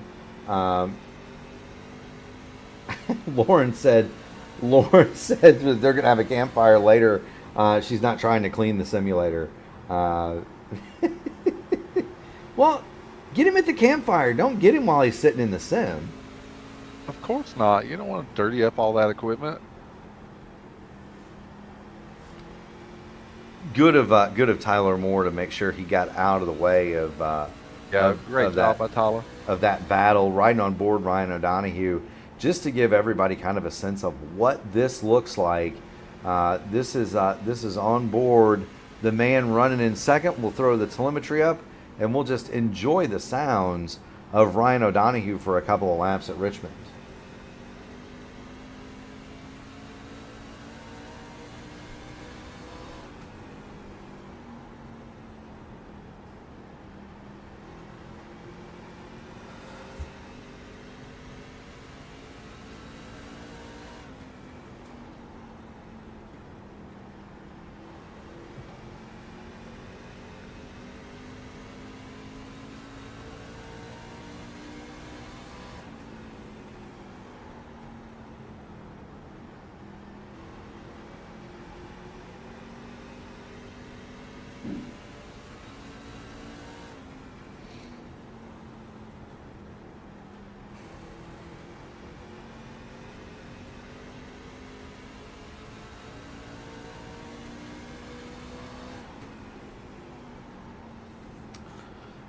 There we go, Sam. Those are a few laps riding around with the man who runs in second. That's Ryan O'Donoghue. The track is now fully dark. Chad Dulabon, Ryan O'Donohue are your leaders. The better battle on the track is, it's not Kendall Paul and Matt Sizzler. James Hodgson has now caught Crash Neon, and he's brought John Hutchins with him. This is 6th, 7th, and 8th as they run on the racetrack, Sam. Yeah, Kerry, there were crickets there, but we were just trying to allow the fans to hear the sounds from the driver's seat of some of our drivers. Ooh, and Matt Wagner almost collects Donald Green coming off the corner there on the back stretch. Matt Wagner and Lewis Hayes are long-time partners from the ISRA, and so Matt passed say hey Lewis Hayes and said hello to him as he went by. You know, I had the occasion to race a race with them two and Mike Rigney in a Discord. That was just about the most fun I've had in a sim in a long time. I couldn't stop. I couldn't stop laughing. That's a fun bunch to run a race with, Sam. Oh, you get Mike Rigney on a roll, you're going to be laughing. That's for sure. We are working lap one. Go ahead, Sam. Go ahead. No, I was just going to say we're still working through the last portion of this particular stage, and as far as racing for positions, we don't have too many drivers that are really pressing the issue. You do have the two leaders that are so close together with Chad Dulabon and Ryan O'Donohue, and then Matt Stisler and Kendall Paul are within a relative close position. The closest race right now is really between the 6th and 8th place with Crash Neon, James Hodgson, and John Hutchins. Those drivers are really probably the best racing on the track at the moment. Yeah, and that's what we've got. That's what we've got up on the screen here, Sam. Crash is incrementally quicker than James Hodgson that last time through. James Hodgson incrementally quicker than John Hutchins. Matty Wagner is running about the same speed as they are, maybe half a tenth quicker than these guys. So just to kind of note that Kendall Paul has pulled up on the rear of the Three Birdies machine of Matt Sizzler, and so I'll tell you this. I went and checked out that Three Birdies website. I'm about to buy me some of that stuff. Some good looking stuff. I went there last night myself. After talking to Matt Stisler and just his excitement about his sponsor there for his iRacing exploits, and he got to talking about it. And while he was talking about it, I was actually looking at the website during the interview. Yeah, they really do have some pristine stuff on that site. If you're looking for golf apparel and accessories, I mean, honestly, it's a sharp looking outfit. It is. Now, Sam, are you a golfer? I was a golfer for many years. I was a 12 handicap for a lot of years, but as I've matured, I have my golfing days have diminished. Indeed, I played. That was kind of the daily in middle school and high school. We would go straight from baseball practice to the golf course and play. There was a golf course not too far from where I went to high school. It was a full track, but it was only 9 holes. So you could play 9 holes, par 36, beautiful course, and we would play. Tyler Moore said that he has to get off. He's got an emergency he's got to take care of. So all the best, Tyler. Good luck, and we hope everything's okay. Well, we hope the emergency is nothing serious, Tyler. We really do. We hope that everything's okay. But we appreciate you being in the race tonight. Most certainly. So to get back to that, so we would play. I mean, I played golf every day. Played in college, almost every day. Just enjoy the game. But I hurt my hand playing softball just right after the pandemic opened up about 4 years ago. And it did some serious damage to my hand. I haven't been able to make a fist with my left hand, Sam, for a couple of years. Awful, well, and we've been doing some rehab and some things like that.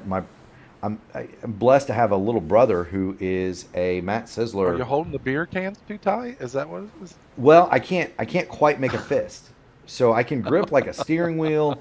I can do almost everything. It's my left hand, thankfully, but I can't quite squeeze a golf club, and I can't quite feel it when it goes behind my head, because the nerves where you feel where the club is, the nerves in that part of my hand are all dead. And so I've been working my little brother. I'm blessed Wow. to have a little brother that is a physical therapist, and we've been working for 2 years, and I can finally make a fist again. So I'm gonna play golf tomorrow for the first time in about 3 years. Oh, well, that sounds great. I'm gonna go. What I'm gonna do is I'm gonna go set up in Mike Rigney's front yards, and I'm gonna hit him in his house. We'll see how good I am by how many windows I break. How about that? Which if Well, I'm tell aimed at, Mike. Well, Mike, since the golf course is not in Richmond, there's no corn dogs out probably near the golf course. you mentioned handicaps. I got down to 8.5 before we had kids, so Ah, I could, that's really good. yeah, I could get it around. Um, not the longest hitter, Sam, but a lot of the golf courses up here, at least in South Bend, we're watching the Three Birdies machine of Matt Sizzler. He's navigating David Dunwoody. David Dunwoody has gone a lap down on those old tires, so that was not the strategy to stay out. Dunwoody barely hanging on, and say, hey, Lewis Hayes, he's not all He's that done a far. great job. Yeah, Lewis Hayes. I mean, he's netted one position so far. He pitted in a he finished 11th at the end of the stage, but acquired the lead because he took that pit stop on the prior caution, and now he's in 10th and he's holding that position. Yes, he is. He's got about 4 seconds back to Billy Elwell, Ken Holland. Um, Ken Holland is about 3 seconds from going a lap down, and here's Ken in that number 84 machine, and you can see Chad Dulabon sneaking into the picture. Dulabon and Rhino Donahue are the two white trucks just behind. They've got Jeremy Dunwoody in between them. But no, Sam, I'm not the longest hitter, but a lot of the courses up here are built back and forth across the St. Joe River. And so there's a ton of water that comes into play. And that water is very strategically placed on a lot of these courses that takes away the big bomb drivers. So it doesn't really matter if you can hit it 350 if 350 is going to be in the drink, right? Because there's I water got you. from 280 to 375 every other hole. Well, the old school that I was raised in, they always told you it's not how you drive, it's how you arrive. So Drive for show and putt for dough is there you go. what we always did. So I try to always be pretty handy around the greens, but I can't hit it as far as some of my friends. But and it wasn't the driver that gave up with the hand thing. It was irons and being able to have touch around greens. It just, you couldn't feel where the club was, and so I'm anxious Right, to see right. how that's gonna work tomorrow. We're gonna go out and find a little par three and see if we can hit soft irons. Anyway, Ryan O'Donohue. Yeah, I was getting ready to say the same thing. I've noticed that Rhino Donahue is actually trying to put a little pressure on Chad Dulabon now as we're getting to the closing laps of this particular stage, which will be at lap 40 or 140. And I've noticed that Rhino Donahue has kind of closed that gap a little bit. But Chad Dulabon's watching him in the relative, and he's not allowing him to get too close. No, he's not. Dulabon, here's the view, and you can see O'Donohue so much quicker to the center of the corner, but he loses everything he gains on exit. And so Ryan O'Donohue, I think he's trying to figure out what he needs in this last stage. He's trying to measure out Chad Dulabon. For the record, Mr. Excitement, Justin Osterman, will be the lucky dog, assuming that Ken Holland, who is the next truck, Oh, it's going to be close. doesn't Yeah, it's going to be doesn't get him. close. Now, here's the thing: we're going to go yellow the next time through, plus the 10th place car. The 10th place truck, yeah, which Yeah. is Lewis Hayes. The problem with that is Lewis Hayes is almost 2/3 of a lap down. Billy Elwell, Oh, Billy Elwell is in jeopardy now. It's going to be they're racing door to door. It'd be hard. Chad should just let these guys go. yeah, he should. but who knows? And it's all, there's what he sees, and I think Yes. he's I mean, he doesn't want to. I mean, discretion is the better judge, and he probably doesn't want to get mixed up with these guys up here, especially if they're racing for a position or trying to stay on the lead lap. So those two drivers will drive around the racetrack and be able to hold on to their lap. Yes, he will. Caution on the speedway. This is the end of stage 2. So there's the pace truck, and we're going to see. I would assume everybody they were on that. There were no cautions through that stage. So my assumption, Sam, is we're going to see everybody come on the pit road, Yes, sir. grab 4 fresh Goodyear Eagles. If they don't, they weren't paying attention to what happened to Say Lewis Hayes and David Dunwoody. We do want to thank all of our sponsors here in the AMA Archway Industrial Coatings Truck Series, including Admin Box, Black Magic Studios, Trak Racer, and Rogue Energy. But above all, Archway Industrial Coatings, they do those epoxy concrete floors in the St. Louis area. So if you're in St. Louis and you're looking to get some concrete floors redone, give them a call. That is archwaycoatings.com. Watching Chad Dulabon as he works off of the pit lane.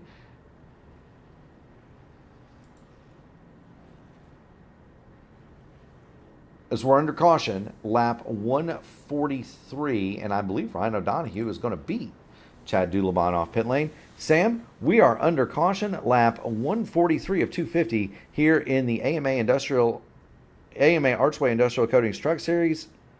It's the Cartoon Clash 250.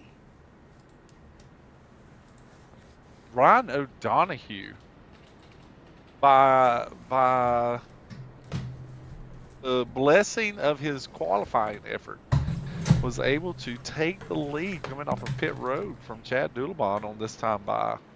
And Matt Sisler, really, he was really close to being in second, with Chad Dulabon starting in his pit stall being a little further back up the pit lane. But it was quite the race coming off there at the end of pit road for those three drivers. It was extremely close.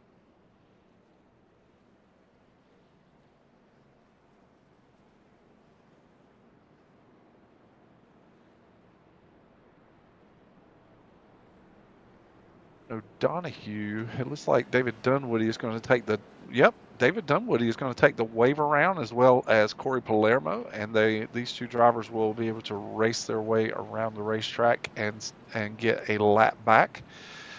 That will put David Dunwoody back on the lead lap, but David Dunwoody again will be under the onus of having much older tires. And Corey Palermo, due to his equipment failure earlier in the event, he will be able to get one of his laps back, but he is still 11 laps down in the event. So again, I do want to make the comment that I do, if drivers are clean and racing clean and they stay out on the racetrack and get their laps in, I have a lot of respect for drivers that do that. We're under green again here in the last stage here at Richmond.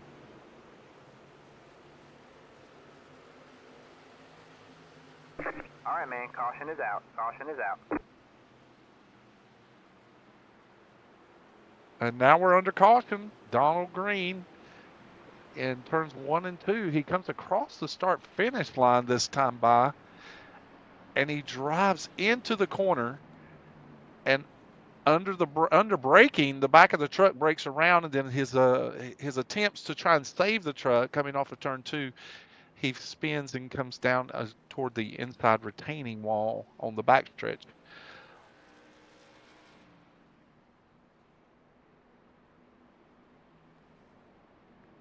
Looked like Jalen Story was checking up for the 17 truck, and then Donald was avoiding hitting into the back of the 44, and so he lost control of his truck in that particular instance. But he didn't hit anything, and he should be no worse for wear other than just losing a position there. So Donald Green will be able to get back underway with no harm to his tires or his truck, just more to his feelings, so to speak.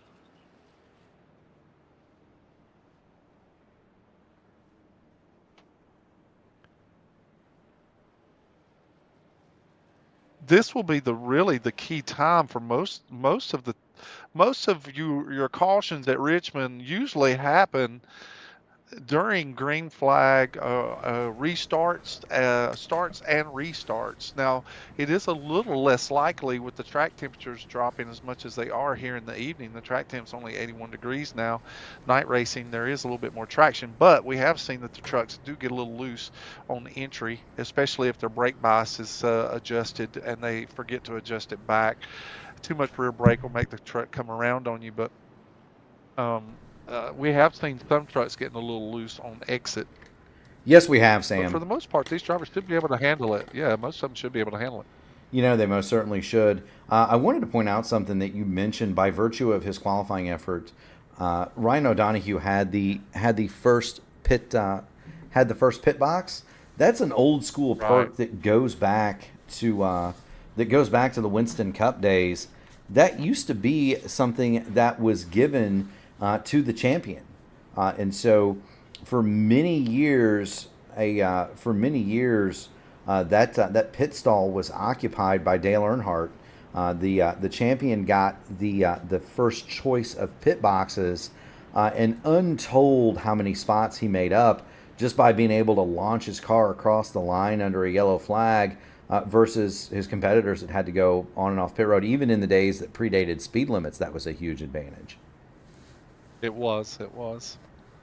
So they don't do that anymore, and I don't understand why. That was a huge advantage of being the defending champion, especially when you went to tracks like Wilkesboro, Rockingham, Darlington. Back in those days, that had two pit roads. As we come back to Oh green yeah, flag. it was so tight. Yeah, it was just so difficult to get on and off of those pit lanes, especially at those short tracks. As we go back under green flag conditions again, Yes, we and do. Ryan O'Donoghue is going to take the lead, but Chad Doulabon has really, really been pushing to get to the front tonight. He has really wanted to get his truck into the lead, and so he's going to challenge Ryan O'Donoghue here, and he's actually pushed him going down the back stretch. He's driving it in deep and on the high side. He's going to try to get a big run coming off the corner here, but Ryan O'Donoghue is. Ooh, he touches the outside wall, but it doesn't scrub off much speed. Ryan O'Donoghue is plenty fast. Yes, he is. We also have a massive scrap going on back here for third. That Sizzler on the outside, Kendall Paul on the inside, and you're in the best seat in the house. That is the eyeballs of Crash Neon. He's got a great view of Sizzler and Paul as they go after each other for that third spot. Corey Palermo has taken his truck behind the wall and into the garage area. Yes, he has, and so Corey Palermo will be the third man out of this race. Jeremy Dunwoody, 22 laps in arrears. He's still circulating, so he will pass. He will pass Corey Palermo in short order. Kendall Paul slips a little bit coming out of turn number 2. That's going to let Matt Sizzler pass. Crash Neon going to go by on the outside. Caution on the speedway. Caution is out. And that is Billy Elwell sideways in turn no. number 4. And we need to see what's happened to Billy. They're fighting that out. He and Justin Osterman were coming down the back stretch and going into turn 3. They were, and I don't know that it was Osterman. I don't know that Mr. Excitement was the culprit. Nope, Jalen Story actually drives in there yeah. and catches a piece of him. Yeah. Yeah, it's going to be Jalen Story. Gets in too hot down here, and right on up he goes, and Billy Elwell will go around. He has the same kind of a hit that Lewis Hayes had earlier, so he's going to shorten up the truck bed, but I don't think the damage is going to be too awfully bad here. Caution is on the speedway, 156 of 250, and Sam, it's about time we start counting backwards, don't you? Or start counting the laps down, don't you think?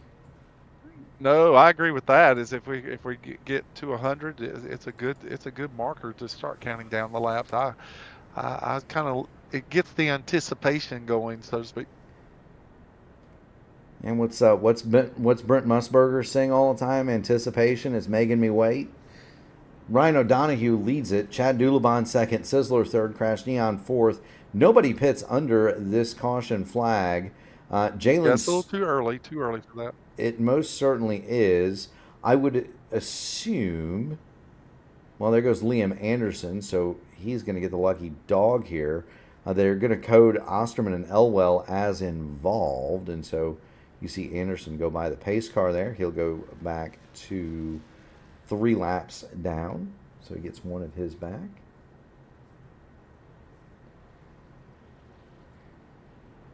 Do want to thank it. For those, yeah, no, for those that are asking why drivers like Billy Elwell or Justin Osterman would not get those laps back, it's just simply is as the caution comes out, if you are showing the incident point involved or on the track at the time of that caution, then it does not award you that lucky dog provision that goes to the next car that's the lap down that did not get an incident point. It does not. Now, Sam, that's one of the things I don't have access to. The program that we use to do the broadcasting, it gives us a whole bunch of information, but one of the things it doesn't tell us is incident points. So the question then becomes, right, how clean is the racing out there? How many drivers do have the incident points, and who's working on who's working on a high number out there? A high incident number. Actually, it does not, in the info for each driver in the server, it does not give you incident points anymore. Indeed, and that is something it will only give you your incident point. But you cannot look up incident points. The counter is there, but it will not give you, and I'm spectating. So if I was a participant tonight in the server, it may give that information, but because I'm spectating, it does not give me that information. I'll tell you what, I do note Deborah Carrington said she's got the race on the big TV. We're so glad to be on the big screen. That's not something that we're used to. Most of our viewership, believe it or not, comes off of cell phones. People watch us holding it in their hands. So always neat to be a regular TV show. Ryan O'Donohue jumps out in the lead, and Matt Sizzler immediately takes advantage. Strike while the iron's hot. See if he can't get by that number 98 Jack Daniels Chevrolet. Can't quite make it stick. The 35, the 3 birdies car is going to fall back into third. Meanwhile, as it seems as though it does, Sam, 4th, 5th, 6th, and 7th find themselves side by side by side by side. Yeah, that just really seems to be the bee's nest all night long, is from 4th position all the way to 10th.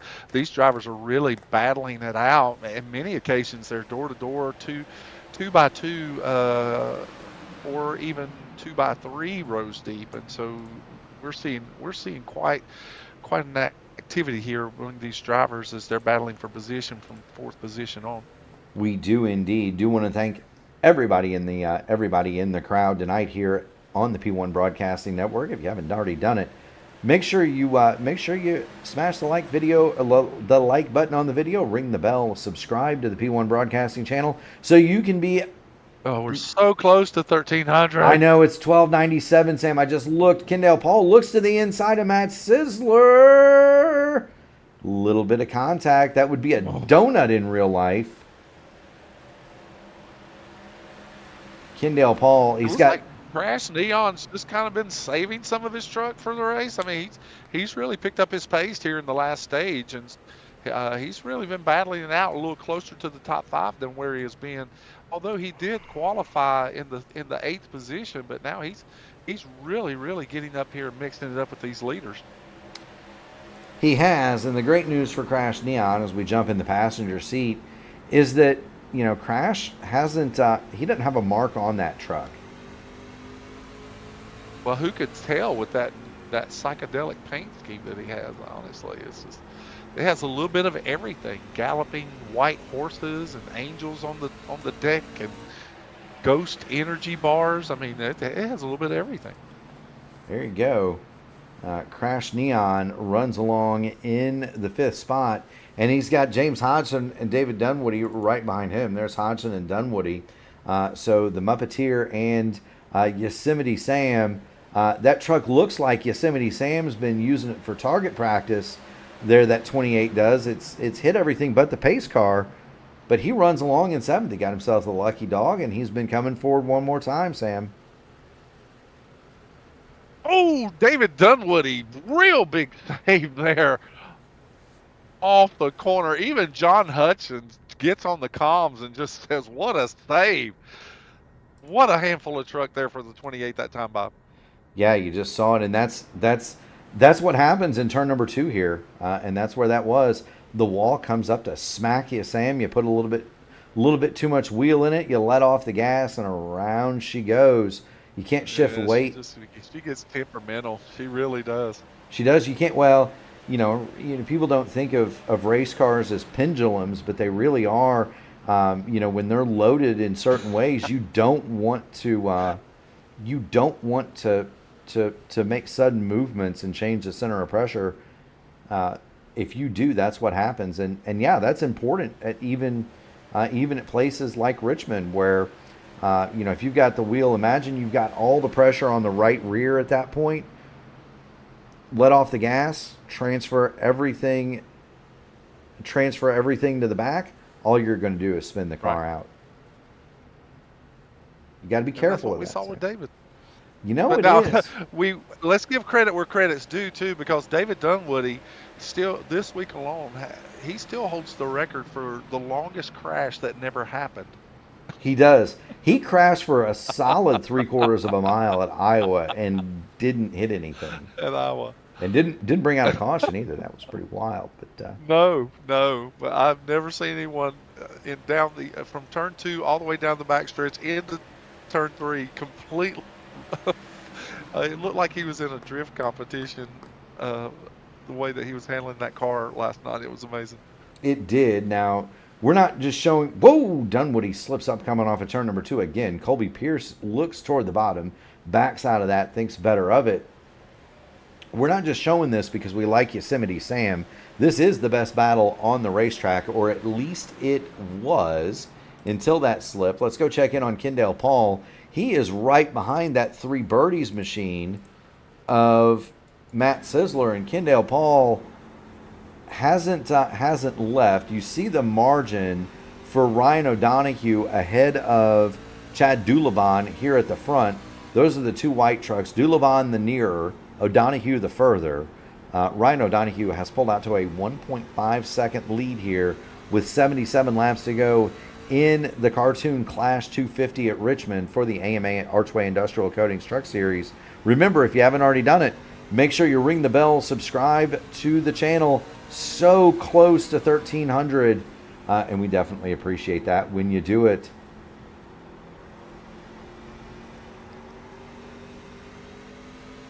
That's such a great illustration. These trucks in 3rd, 4th, and 5th position, those trucks have been pretty even in speed, even in the second stage.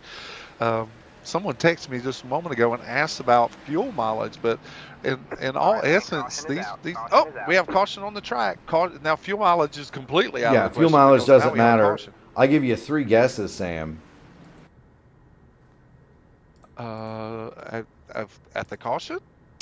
I'll give you Excitement, Justin Osterman? Mr. Excitement, Justin Osterman, and I don't know if that's Jessica Rabbit on the back of that thing, but he came off of turn number 4, got back to the gas a little bit too soon, lit the rear tires up, around she went. I don't believe Justin. Wow. Yeah, he sure did. Don't believe he didn't hit anything. No, I didn't hit anything. Just kind of slides it through the grass here at Richmond. But caution on the racetrack. This is 34 laps into the current run. We're going to have about 70 to go Sam. I would bet now everybody's coming to pit lane. I think we have people coming in for tires. Yeah, I don't know why anyone would not come in for tires right here. And the battle now will be to see Matt Wagner actually stays out this time by Matt Wagner. Well, and remember, Liam Anderson will get another of his laps back. Yeah, Liam Anderson is going to go to 2 laps down. Do want to kind of point out, Wagner was involved in an incident earlier, and you'll watch the benefit of Ryan O'Donoghue having that first pit box. But Matty Wags, see, all he's got to do is just drop the clutch, and he creeps across the line. Woo, Chad. Oh, how I really thought Chad Dulabon won that race off pit road that time. I really did. He did Wow, that not. was close. He did not. What? He did not. Oh, the commitment. Oh, okay. I see the commitment line is closer. It is not the yellow line. It is the white line with the green cone at the end of the pit wall. And if that is the commitment line or the last cycled line coming off of pit road, then yes, Ryan Donahue did win that battle coming up, but he did not win it by much. No, he didn't. And that's that's the advantage having that first box. Literally, the jack drops, you drop the clutch, hit the gas. You don't have to worry about speeding in that segment either because it's not a full segment. No. So you can't get in for speeding either. That's exactly right. Now, to be fair, there's no way for him to speed. He's only got to go about 6 feet. But even still, Sam, it's nice to not have to worry about that. This is true. We are 72 laps to go here in the Cartoon Clash 250 from Richmond. You've got Murph, you've got Sam Crow in the P1 broadcasting booth. Do want to thank everybody in attendance. Do want to thank all of our sponsors for tonight's action, especially Archway Industrial Coatings, Black Magic Studios, Admin Box, Trak Racer, and Rogue Energy Drink. We are getting ready to go back to green. 70 laps to go. And Sam, if they can get rolling, 70 laps here at Richmond can go by in a heartbeat. Oh, no question that those laps will click off very quickly because that's what our first two stages were 70 laps. We saw that the second stage went caution free, and so now Ryan O'Donoghue's going to get a big jump here, and now Matt Stisler is going to try and drive underneath and give Chad Dulabon a little bit of run for his money going into turn one. But 70 laps can go quickly. You're exactly right, Mark. Crash Neon gets by Kendall Paul, and he's going to try. I thought he was going to work to the outside of Matt Sizzler. Neon thinks better of it. Dulabon has disposed of Sizzler. Meanwhile, Colby Pierce gets the wiggles coming off of turn number 4 all the way to the bottom, and Colby Pierce is going to go to 10th spot. Say hey, Lewis Hayes, by the way, has moved up into 9th, and Chad Dulabon just smacked the wall coming off of turn 2. We've got caution on the speedway. It is... There's several trucks involved. John Hutchins is sideways down on the backstretch going into turn 3, but it looks like John Hutchins actually is where it began. He gets loose off of turn 2, and then an overcorrection sends him sideways down the middle of the backstretch. And what that does is it causes a chain reaction. Ken Olin, he doesn't know which way to go to avoid Hutchins. Matt Wagner slows down and gets punted into it. Yeah, John Hutchins is coming back up, and then Billy Elwell collects Matt Wagner in the back, and then several trucks just barely miss the incident behind them. Justin Osterman takes a little bit of damage there as he careens down to the bottom of the racetrack. Liam Anderson and who is that behind him? But Jeremy Dunwoody, those drivers actually missed the incident all on the high side. But John Hutchins loses the back of the truck, and he sends out apologies for his part in that caution. Yeah, we're going to take a look at it from onboard Billy Elwell, and that's just how quick. And remember, that's half time. That's how quick that happened, and that was yes, that's well said, Mark. Yeah, that was at 50% time. And Billy Elwell has brought his truck to the pit lane, as has Matt Wagner, Ken Olland. Wagner really took some front end damage on that. He hit. But nobody has a meatball. Yeah, no one has a meatball, but I would say the damage is extensive. Matty Wagner is going to get out in front of the pace car. He doesn't want to lose that lap. That's the big situation here. He does not want to lose a lap. Ken Olland has elected to stay on the pit lane, as has Liam Anderson. Justin Osterman has left. Elwell has left. John Hutchins remains under repair. With 66 coming to get 65 laps to go. We are under caution here in the Blackmagic Studios Cartoon Clash. Matt Wagner's indicating that the damage is heavily extensive on his DeWalt truck, and it looks like his night might be over. We'll see if he punches out here, but the damage is pretty extensive on the 17 truck. Yeah, and it's hard to know. I mean, it may not be a meatball, but it may be broken steering or something you really can't live with. Matty Wags is going to try to see if he can't get this fixed. If we can get Mike Rigney in here to heckle him, that would be absolutely terrific. Matt Wagner does watch the broadcast, and so I never understood how guys could do that. By the way, Sam, they could watch the broadcast and race all at. It's all the attention span I have just to race, much less to watch a broadcast while the race is going on. I'd probably have to take a Adderall or something to help me with that. Oh, for certain, sure. Ryan O'Donohue is going to have control of the field here. The pace truck is off. Wagner remains on pit lane, and we go back to green flag action. Ryan O'Donohue jumps into the lead over Chad Dulabon. Everybody on fresh tires. Matt Sizzler and Crash Neon and Kendall Paul and David Dunwoody are going to have a dispute over that third, fourth, fifth, sixth, and seventh spots. Again, that highly contested position back there from fourth position on back. Kendall Paul a little loose there on the bottom side. Crash Neon makes another position up as he continues to try and make his way toward the lead trucks, and he's going to look on the outside of Matt Sizzler here. He is. David Dunwoody is going to execute the pass on Kendall Paul. Crash Neon falls in the line behind the three birdies machine of Matt Sizzler. Here comes David Dunwoody. Dunwoody shot out of a cannon. He has adjusted that truck on the wall quite a few times tonight, Sam, but it seems to be moving in the right direction with 62 coming to get 61 laps to go.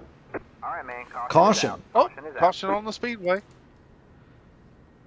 Billy Elwell is As slow. It looks like Billy Elwell may be involved here. He and Liam Anderson Yeah, let's make contact coming off of 2 here. Oh, there's the contact between Liam Anderson and Billy Elwell, and they're right in front of John Hutchins. That is Ken Allen behind them. A little bit of a tap and a little bit of shove from Liam to Billy, and then as they started to spin, Billy to Liam. Billy to Liam, yeah.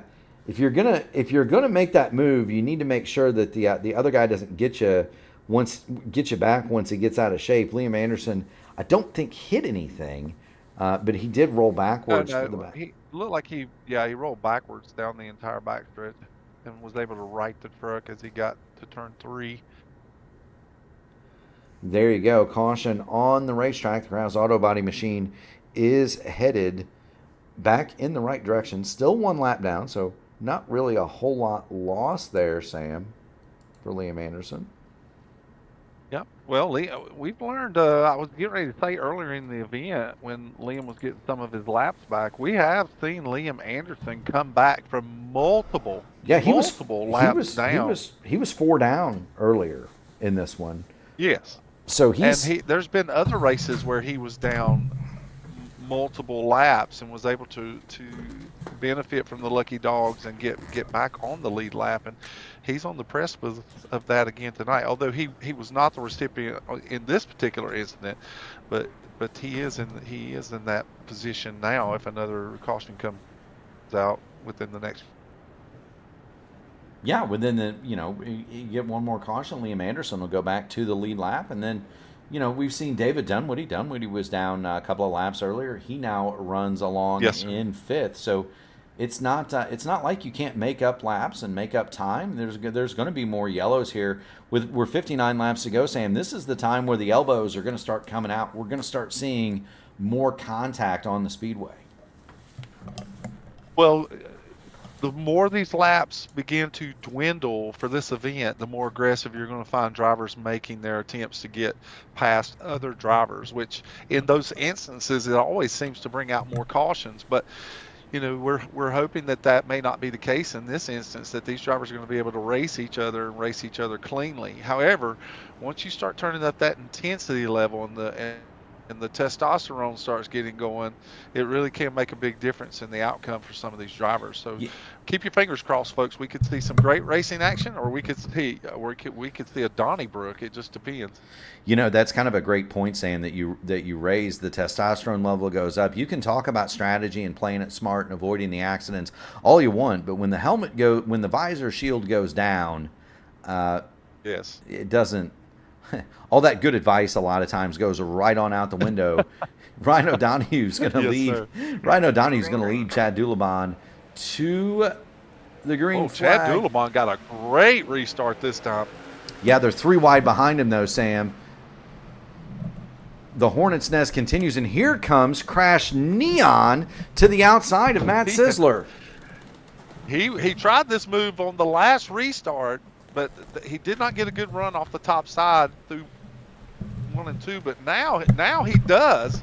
In 3 and 4, Sizzler kind of squeezes him toward the wall, but it's close racing as they go into 1. Sizzler drives a little deeper this time.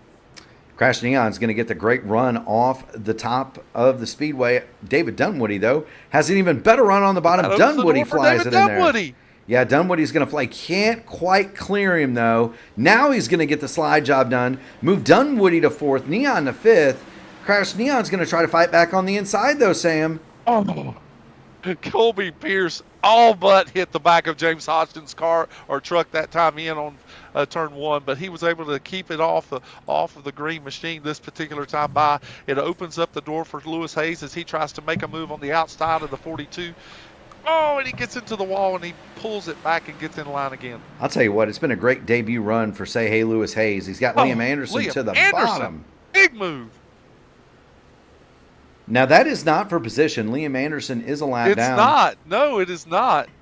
Well, but here's the thing. Liam wants to stay ahead of Ken Holland. He just can't ride around back there. Liam Anderson needs to keep going forward because he does have Ken Holland, who's also 1 lap down, and Billy Elwell also a lap down. He still needs to be the first car a lap down, and that's how you ensure you're the first car a lap down, is you keep moving forward, Sam.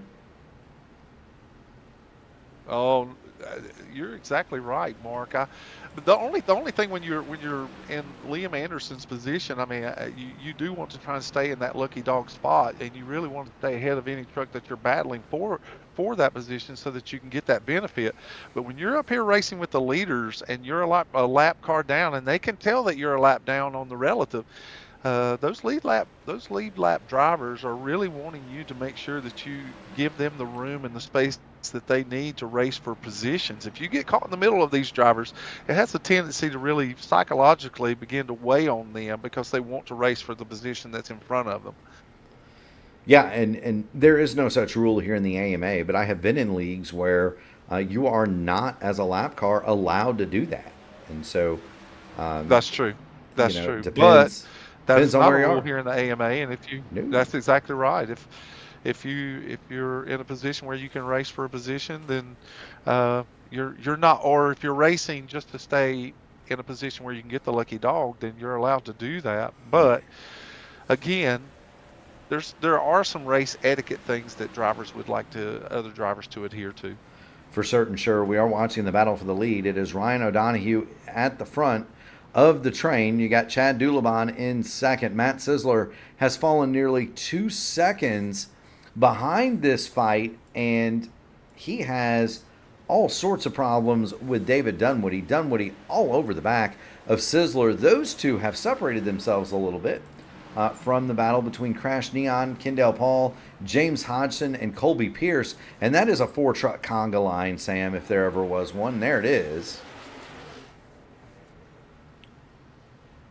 Again, from 4th position, typically 4th position, 5th position on back, these trucks are so evenly matched, and you really are not going to begin to see a differential in what these trucks are capable of until they start getting some laps on the tires and getting some wear.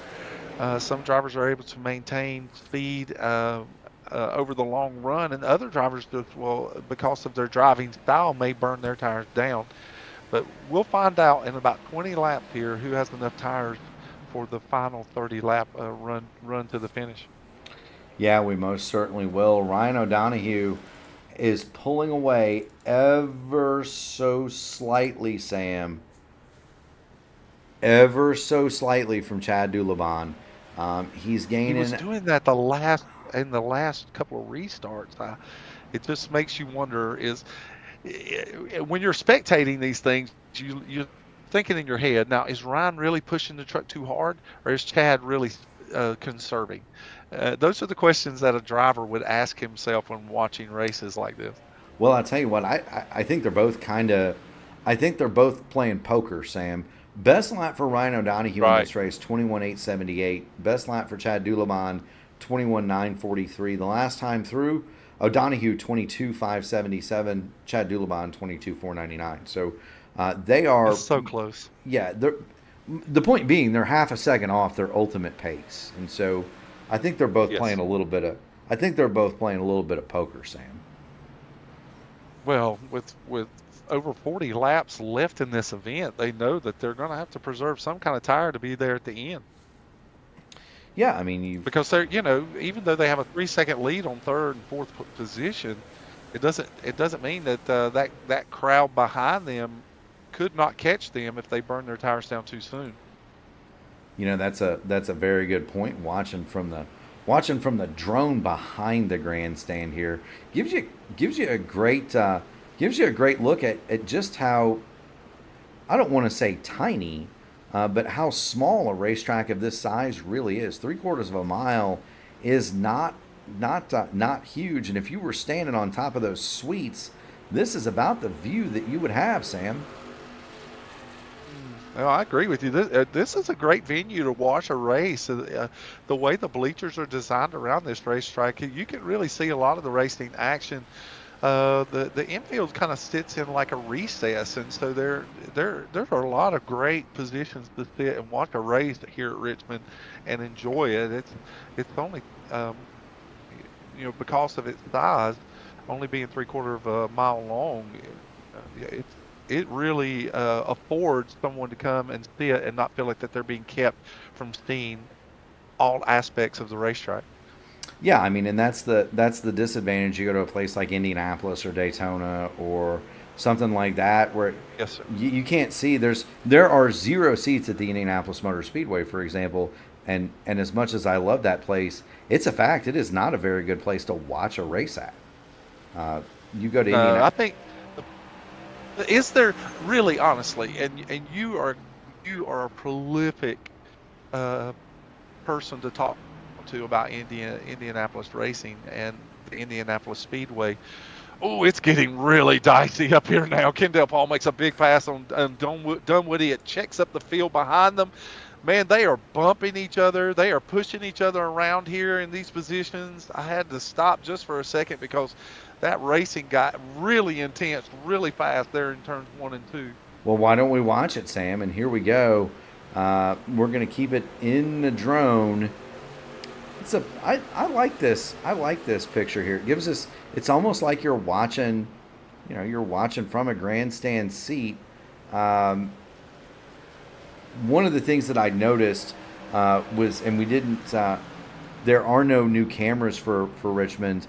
iRacing updated its artwork a few weeks ago, and a lot of the camera angles that we use that have been validated and checked, and the good people at Whiplash have worked on for quite a long time, they need to be adjusted. And so the ones here at Richmond don't seem to focus in on the right spots, or they're behind grandstands in certain places. And so it's been a struggle tonight just to show the fans all of the racing. Well, I think that you've done a great job of pulling up the camera angles that you do have and giving people a good perspective of different camera shots tonight, and allowing them to see the race in different perspectives. I think you've done a great job. But yeah, back to that. I have never been to Richmond. Mike Rigney points out. But I was going to say about Indianapolis is that, I was going to say because your life has been in Indiana, you understand the racetrack, you understand the big races that have happened there, you understand the history of Indianapolis. the pageantry Right. alone of that racetrack is what draws the crowds to Yeah, it's come and watch even that small segment of the racetrack that they see. yeah. It is just the history, the pageantry, the It's just the mystique that it is is involved with that particular race. it is, but it is a terrible place to watch a race. I would love to come to Richmond. I would love to come to Richmond. I have not been to Richmond, Virginia. I would love to come to a race. I think that would be fabulous. I mean,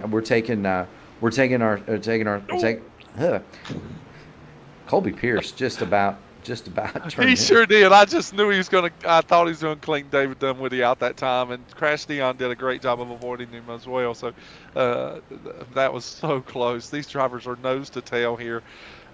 Still with 30 laps to go. Yes, it is. Next weekend we're taking my oldest son to his first race, Sam. We're going to take him to the Milwaukee Mile, and that's a track where you can see the whole thing. And it's woo! We've got trouble! No, Trouble! Say hey, Lewis Hayes! In front of him.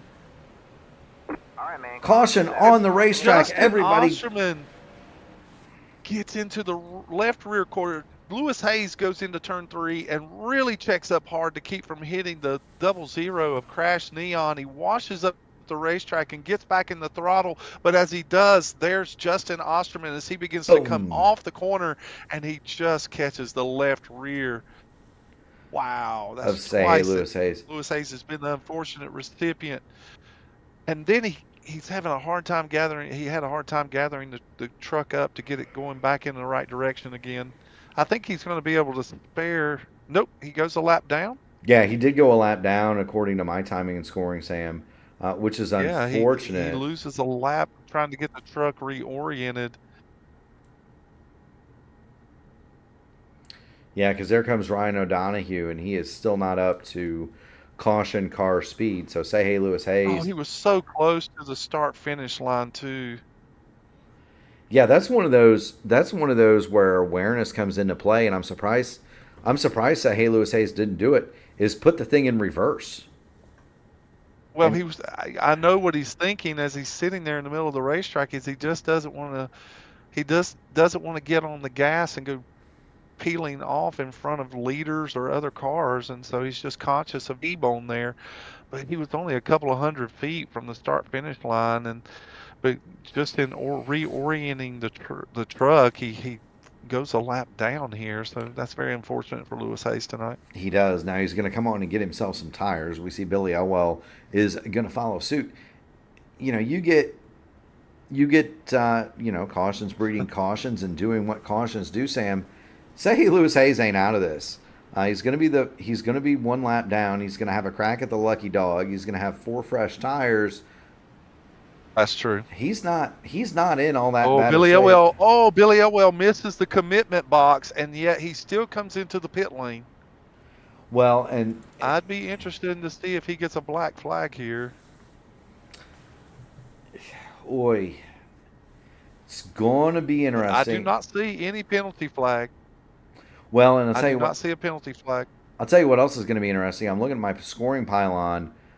Is it true that everybody but Ryan O'Donoghue pitted on this lead lap, Sam? I was so busy watching some of these back markers going to the pits, I did not look, but I can go back and I can look. Sometimes ATV. Boy, if that's the case, and it looks like you are 100% correct. If that's the case, then what you see is probably the biggest downside to being the leader. Yeah, it used to be. In these instances. Used to be monkey see, monkey do when I was a kid. Nope, now Chad Doodlebond did not pit. I don't see where he pitted. Okay, so it could be. Oh, wait a minute. Yeah, no, you're right. He did. Okay, so Ryan O'Donoghue is on old tires. Everybody behind him is on brand new ones.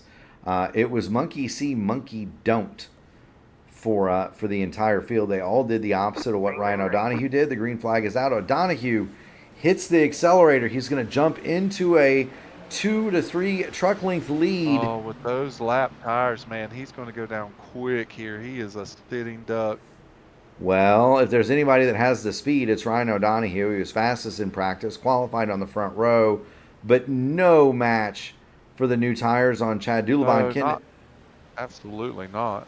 Kendall Paul's going to cut it left. He's going to drive under the 14. Matt Sizzler is there, and Ryan O'Donohue is going to start going backwards in a hurry.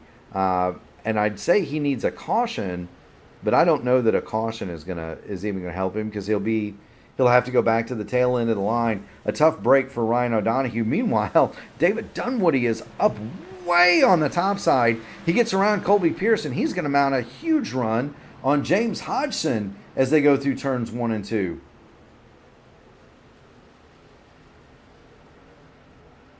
What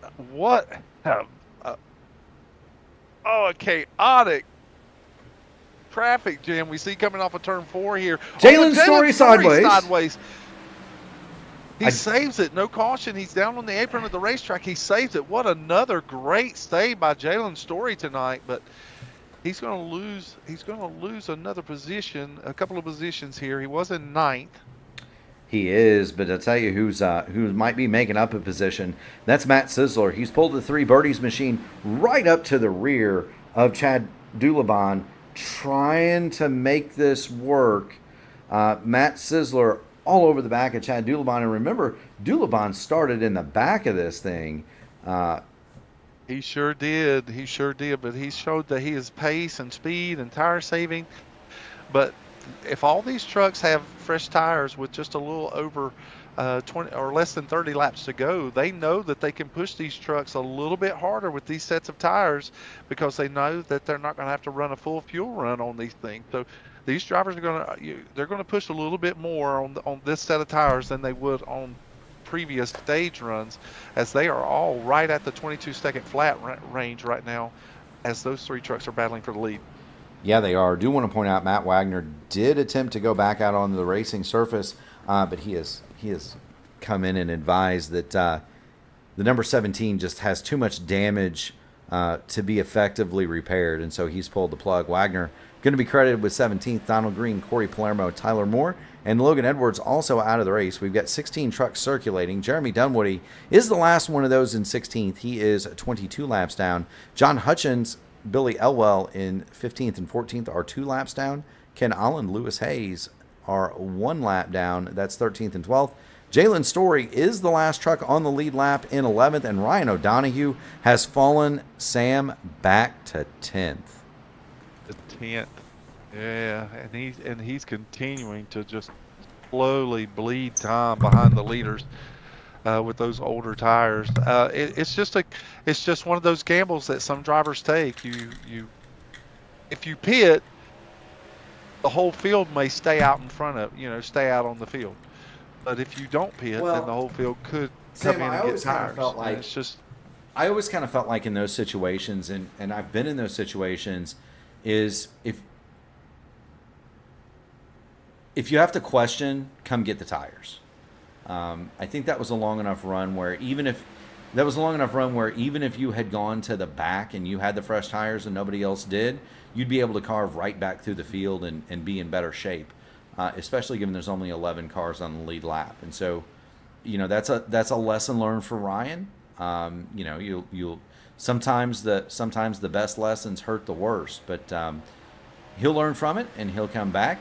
But Ryan O'Donohue has fallen now back to 10th. We're watching the battle for the lead. Matt Sizzler has taken up the cause of Ryan O'Donohue, and Sizzler is all over the back of Chad Dulabon.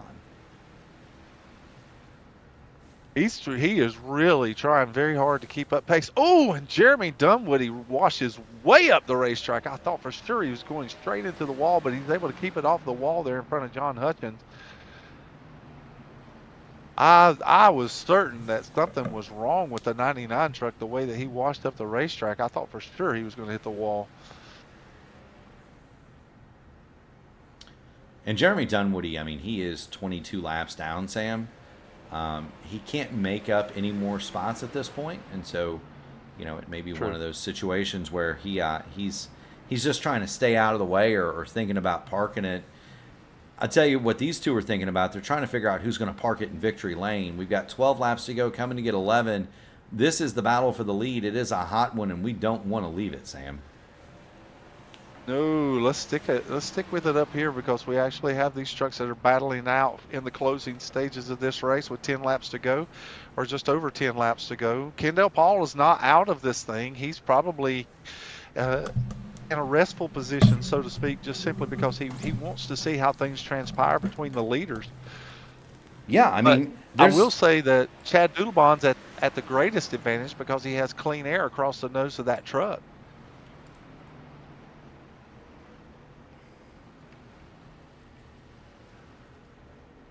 Although the draft may not play a part in trucks being able to close in, some of that dirty air off truck in front of you can make a difference on the front end of the truck that you're driving if you're following someone. Yes, it can. Kendall Paul, we're going to jump on board with him. He's got the best seat in the house, Sam, but Matt Sizzler is not catching Chad Doodlebon. Kendall Paul is not catching Matt Sizzler, and James Hodgson is not catching Kendall Paul. Those trucks are all running within a tenth of each other, and they are all incrementally slower the further down the running order you get. 8 laps to go. Chad Doodlebon has built has built a half a second lead over that man, Matt Sizzler, as we come down to get 7 laps to go, Sam. Just a couple of minutes left now for Chad Doodlebon in what has been a statement win starting from the back here at Richmond. Yeah, Chad Doodlebon was not necessarily the fastest truck here tonight, as he did not even put a qualifying time down, and he was not among the top 5 leaders as far as practice times. But Chad Doodlebon, as we mentioned early in the broadcast, he's clearly one of the trucks to watch in every single event that he races in, because he's got several wins and he knows how to wheel this thing. He really does. Yeah, and we're watching, we're watching a master class in somebody who is very good at driving these trucks. Chad Doodlebon comes by one more time, 5 laps to go, and he'll have yet another win in the Archway Industrial Coatings AMA Truck Series. There he is, low line through 3 and 4. Sam, very smooth. If you've noticed, he and Ryan O'Donohue, just about the 2 smoothest guys on the race course for the whole night. And not only that, if you look at Chad Doodlebon, you look at Ryan O'Donohue, and I know O'Donohue's going to come home 10th or 11th, depending on Jalen's story, but neither one of those trucks have a mark on them. Clean as a whistle, other than the bugs that are in the grill. Ooh, Colby Pierce just rakes the wall on entry into one as he's trying to get as much the top side, that high entry, as he can get. He's put a little space between he and Justin Osterman, who was really pressuring him there for a few laps. Yeah, and I think guys are getting tired. Matt Sizzler just smacked it pretty good coming off of turn number 4. I think guys are starting to get tired. This has been a long race. 250 laps here. It's grueling. It can be grueling. Yeah, we started 2 hours ago, and think about it. When we come here in Indy cars and do 300 laps in cars that have no power steering, and we pull about 5 vertical Gs in those cars here. Those things are ridiculous. Those things are ridiculous, Sam. Eddie Cheever had it right. It's like trying to fly a fighter jet in a gymnasium. Chad Doodlebon has no problems flying a fighter jet or driving a truck anywhere. He's going to come through turns 3 and 4 here at Richmond. Chad Doodlebon is going to cross under Barney with the checkered flag, and he will win the 2nd annual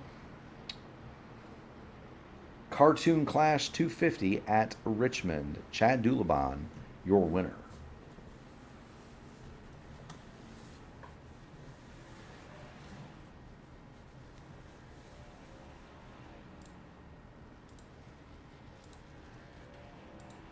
We're listening to some of the comms that are going on. People are congratulating Chad for his win.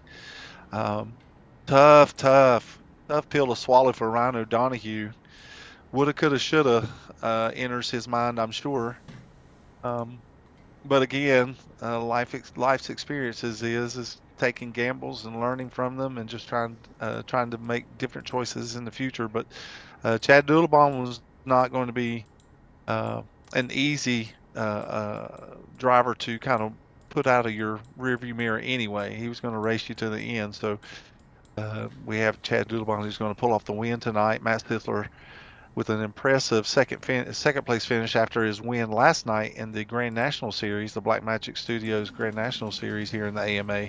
And Kendall Paul, who is getting ready to make a big move in his life. And despite that move that starts tomorrow, he comes and brings that SpongeBob SquarePants truck into third position. That's right. James Hodge and David Dunwoody going to run out the top 5. Colby Pierce, Justin Osterman, Crash Neon, Liam Anderson, Ryan O'Donoghue are the remainder of the top 10. In 11th, Jalen Story. Say Hey Lewis Hayes on debut comes home 12th. And that's got to be kind of stinging. Say Hey Lewis Hayes had a much better day than 12th place. Ken Holland is 13th. Billy Elwell 14th. John Hutchins is 15th. Jeremy Dunwoody 16th. Matty Wagner, Donald Green, Corey Palermo, Tyler Moore are 17 through 20. None of the remaining cars finished. Logan Edwards and Kylan Wilson also out of this event, Sam. 22 cars signed in to contest it. We're left with Kendall Paul, Matt Sisler, and the winner, Chad Doolabon. And let's see if we've got anybody in the waiting room. We do. They're quick. Kendall Paul, you've got Murph, you've got Sam Crow in the P1 broadcasting booth. You got a copy? I got a copy, guys. What's going on? So how did you picture that ending going, and did you have anything for Sisler and Doolabon, or were they just gone and it was salvage what you got? I maybe had something for second if I saved the tires a little bit on that run. I never really tested a 20-lap run. I was mainly just shooting for the longer runs, so it was a little bit of a driving shock to have 20 to go dash. So pushed it a little too hard probably there at the beginning, and had to take what I could get, and just started making some mistakes there late, and I let him run away just a little too much. And I think if we were in the back bumper, it would have been a show. I saw him start making some mistakes, catching up some lappers, but it is what it is. I mean, finished P3 at a track that I don't really care for. I'll take it all day long. It was a fantastic job, Kendall. Once again, proving your driving prowess. We really bragged on the paint scheme tonight. We had a lot of input about SpongeBob SquarePants, and a lot of drivers were going with the Looney Tunes, but you went a different route, and so the truck looks magnificent. It looks really good. I did notice that you were really good on the long run. Was that really your hope going into the final stage? Is that you would get that big 100-lap run, and that you might be able to make up some positions then? Oh yeah, that's what I was shooting for, and really my little group of guys that I was racing with, John and James and us, we keep preaching to ourselves, work on the long run, let the tires decide this race. And there for a while that was working just perfectly for us, and really happy on the tire wear all night long, and with the pace all night long as well. Just seemed like we had that little bit of pace where we'd catch them. I noticed it really with Sisler, catching Sisler and trying to, once you caught him, it was a whole different story to try to pass him, and then you burnt your stuff up trying to pass him. So it was really difficult to kind of play that balancing act, and it was going to be very interesting if that race went green all the way, because we were to the good on fuel, and it's going to be very interesting if that went long. But cautions come out and decide different outcomes. It certainly does, and we understand that you have a big move coming up in your life, and so we hope that goes smoothly, and that there's a lot of life, love, and happiness for you moving forward to wherever you're going. Yeah, it's definitely a weird part of life right now. You're happy to be closing one part of the chapter, or you're happy to be going to the next part of the chapter, but you're sad closing the last part of the chapter. And it's gonna be interesting come Darlington for us, and it's gonna be a whole new environment. and not taking the rig with me. So it's the last time I'm going to be in my rig here in Kansas for probably a good couple of months, well, good 9 months for league racing wise things. So it's gonna be way different. Got to get adjusted to that. Come starting Saturday after I get done with the move and everything, and hopefully it all works out.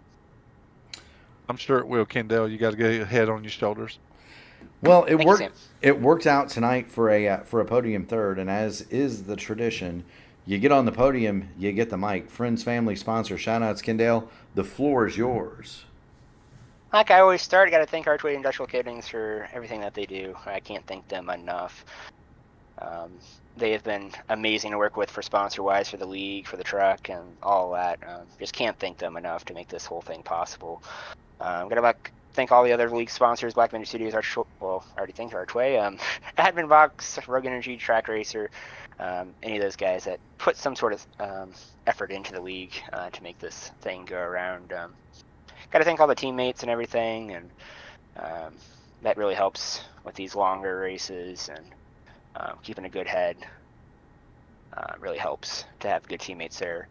Got to thank you guys here at P1, putting on an amazing show for us. Can't ask for a better crew than what we got here tonight. So got to thank you guys so much, and thanks to all the league admins that help us go around, and got a little bit more momentum building into the playoffs.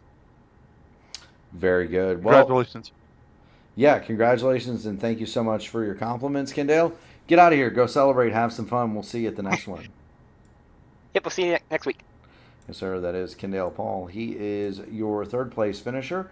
Second place, we're going to go to Matt Sisler. One spot short, Matt, of ultimately another win. But that good-looking 3 birdies truck, it came home second. What was the thought process with coming in on that final caution? Was it monkey see, monkey don't, or were you always coming to get tires? I mean, the way we were running really hard there over those little segments that we were getting with the, breaking up with the cautions.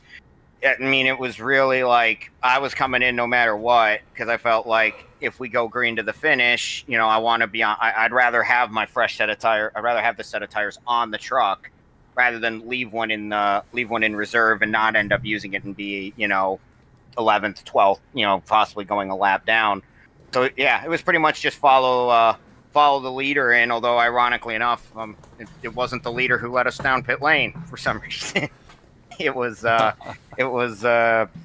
Chad, but I give him a ton of credit. Like that was mental. The pace he had was insane. I was giving it everything I had to get to him, and I got close, and I probably should have put the bumper to him when I got to within a couple tenths. But he drove a great race, so congratulations to him.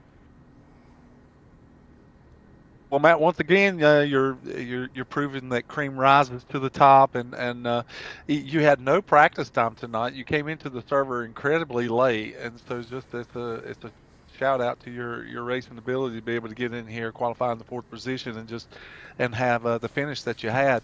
When you get into these spots, and you're racing drivers that are so quick and so good and talented, like Chad Doodlebaugh and Ryan O'Donoghue, and you see one make a decision like Ryan O'Donoghue did to stay out there, what goes through your mind? Well, in that case, it was really, kind of confusion. Like, does he not have tires? Does he have tires and he's just saving a set in case we get a late yellow? The logic didn't make a ton of sense, because even if we get a caution with like 15 to go, he's got to try to work his way through, from the tail end of the lead lap to come all the way back up to the front. And the way Chad had speed, he might have gotten back to me and Kendall, but I don't know if he would have caught Chad doing that. It did put a little bit of a question mark in my mind, but ultimately, you saw what happened. Ryan didn't. If he had tires, he didn't get the caution he needed to go put them on. Did you feel like the gods were smiling on you again, like they did at Iowa last night? I mean, the way Ryan and Chad were racing, like when I was running third behind them, the way they were racing, it was back in my mind. I was like, oh, come on, just a little too deep under brakes, just a little bit too deep under brakes, and then you both go spinning, and it's my lead, because I felt like they were the class of the field, but if they got mired back in traffic, me versus Kendall versus, James and David, like, I liked my chances to hang on, not saying I would have.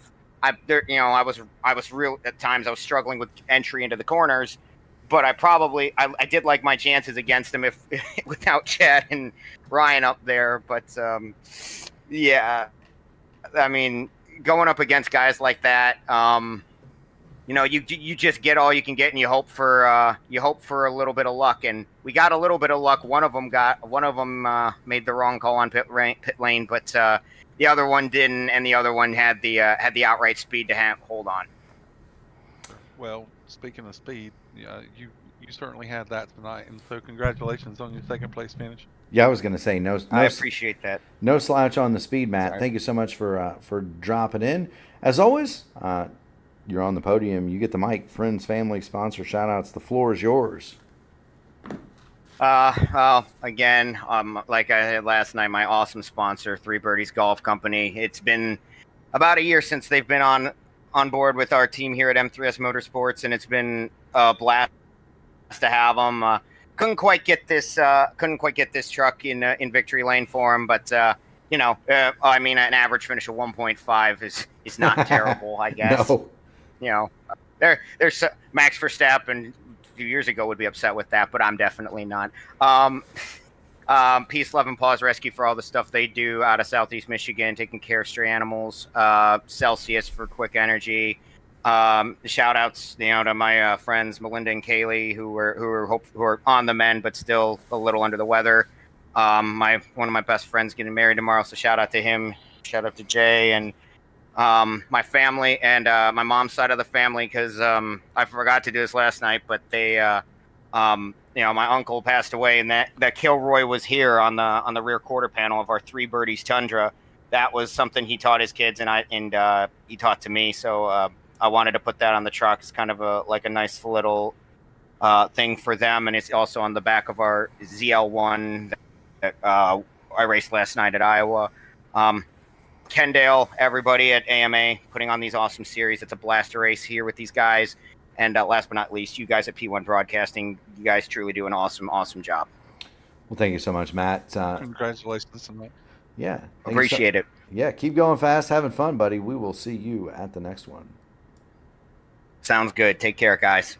Yes, sir. That is Matt Sizzler and the man of the hour, Chad Dulabon. Chad, we have to ask, what were you thinking when Ryan O'Donohue stayed on the racetrack and didn't come down pit lane?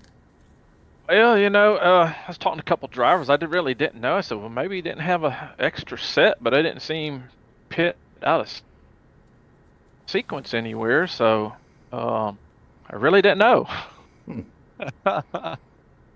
Well, actually, Ryan jumped into the chat following the race, and he said, he just made the comment that he hasn't really took a gamble with pit stops this year, and he just thought he would try something different, and it just didn't work in his favor. He realized it was late, but it was just something that a little chance that he wanted to take. So that's why Ryan felt like he needed to do it. But it worked to your advantage. My question for you tonight, though, Chad, and congratulations on the win again, man. You are really proving that if drivers are going to win in this series, they're going to have to contend with you. But my question with you is this was one of those instances where I saw a little bit different Chad Dulabon. I have seen you a little bit more methodical and thought-provoked in how you work your way up through the field, but tonight you started in the back, and you really made a concerted effort to get up to the front as fast as you could. And not just that, but you were determined that you were going to take that lead. And so was your mindset a little different approaching this particular race? Yeah, just a little bit. I wanted to start in the back and just kind of pace myself and save tires. This track seems to it's kind of like IRP. You want to kind of save your stuff a little bit, but I was being pretty cautious on my tires on that first run, and tires really didn't fall off. Right. So after that first stage, got a little more aggressive and just try to stay up front. You did a fantastic job once again, man. That's I think the trophy room's getting a little full, isn't it? Man, yeah, it's been a good season so far. It's a lot of fun. Take it. You know, I mean, it don't happen all the time, so you got to get them when you can. Yeah, that's exactly right. If it's going to run in streaks, you keep That's running right. with Yeah, it. and That's for you know, Ryan, it's lining up to be a really good finish. I mean, I was doing everything I can to stay with him. We were, like I said, it's going to line up to be a good finish. Yeah, I think that whoever was leading was really at probably the biggest advantage with the clean air across the nose of the truck, and you two drivers were pretty even and running 1-2 most of the night. So it would have been interesting to see how things would have played out had Ryan stayed in or went in and got fresh tires as well. Yeah, he did. He ran a good race. Top four, all even you know, Kendall and Hodgson was up forget the other there. guy's name. Dunwoody. Yeah, Yeah, James yeah, Hodgson yeah, he finished fourth, David Dunwoody He was fifth. all strong. Yeah. Yeah, everybody was strong. It was a Yeah. good race, and we do want to congratulate you on the win, Chad. Thank you so much for stopping by, as is the tradition. You win the race, you get the mic. Friends, family, sponsor, shout outs. The floor is yours, my friend. Yeah, thanks to all the friends and family watching on the broadcast on YouTube. Got some people up north, over here in the south. They've been watching, so appreciate everybody tuning in and watching. We appreciate you. We appreciate them. Keep going fast and having fun, Chad. All right, we'll catch y'all next time. Yes, Congratulations. sir. That is Chad Dulabon. He is tonight's winner. Whew, Sam. It just keeps getting better, doesn't it, brother? Well, there was racing all over the racetrack tonight, and this again, like Iowa last night. I mean, this race afforded us all kinds of different scenarios, late race cautions, racing to the end of stages, drivers that were able to save tires, other drivers who abused their tires, incidences that changed the course of the race for other drivers. So there was a mixed bag of everything here tonight. You know, there most certainly was. And speaking of mixed bags, we've got a mixed bag of action coming up for everybody here at P1 we are going to have, first of all, we're going to have tomorrow off. So I'm going to go play golf. I think Garrett Godso is going to take a nap. We're going to reconvene Sunday night for the Dark Horse DW12 Series presented by the Joy of Driving. That's at 8 o'clock right here on P1. Sunday night at 8 o'clock. It's going to be the IndyCar Open Series Monday night top split. Will be from Milwaukee. And that always draws, Sam, that always draws the best of the best. Milwaukee is probably the second most prestigious track in IndyCar to win on. You're going to see a stout field for that one. The IndyCar Oval Series Tuesday top split presented by Techtopia goes off at 8:15 on Tuesday. There is no Horizon IndyCar Series race this in a week, and so we're off there. We will be at Daytona for the AMA Blackmagic Studios Grand National Series at 8:20 pre-race, 8:35 start. That's going to be a week from yesterday. Sam, the trucks are off next week. The trucks are off next week because we start the round of 10 August 29th, the Too Tough to Tame 200 from Darlington. Those are going to take September 5th off for the Sim Gaming Expo. And then September 12th, we're going to have the Blackmagic Studios Night Race from Bristol, followed by the Admin Box 175 on September 19th from New Hampshire. And so write those down, my friends. Those are going to be fun. As always, we want to thank all of our friends, the viewers, the sponsors, the fans, the drivers, but most importantly, the people who really make it possible, the military, the police, the firemen, the EMTs driving the ambulance, and the nurse that picks you out of it when you get to the emergency room. From the bottom of our hearts, we thank you all. Sam, we've burned up the, we've gone through the, time. We did, but we went through all the Maylocks again. You're going to have to go get some more, bro. You know, I think I was okay tonight, honestly. Speak for yourselves, I'm gonna fam. change it up. Speak for I yourself. think I think I felt pretty good. I think I felt pretty good about the event tonight. But it was a good race. I enjoyed watching it, and as always, Mark, it's a delight to be here with you. So thank you for putting up with this old Southern boy. I'll tell you what, man. Pleasure's all on this side of the table. We will see y'all next week. Big shout out to all those who tuned in, and we still have quite a few people that are in the chat. And so thank you to everyone who tuned in tonight. Your input is always appreciated. If we miss something, it's not intentional, but we do try to interact with you folks. And so we're just really, really grateful for all of you that take time out of your Friday night to come and be with us. So from Mark and I, thank you. See you next week, everybody.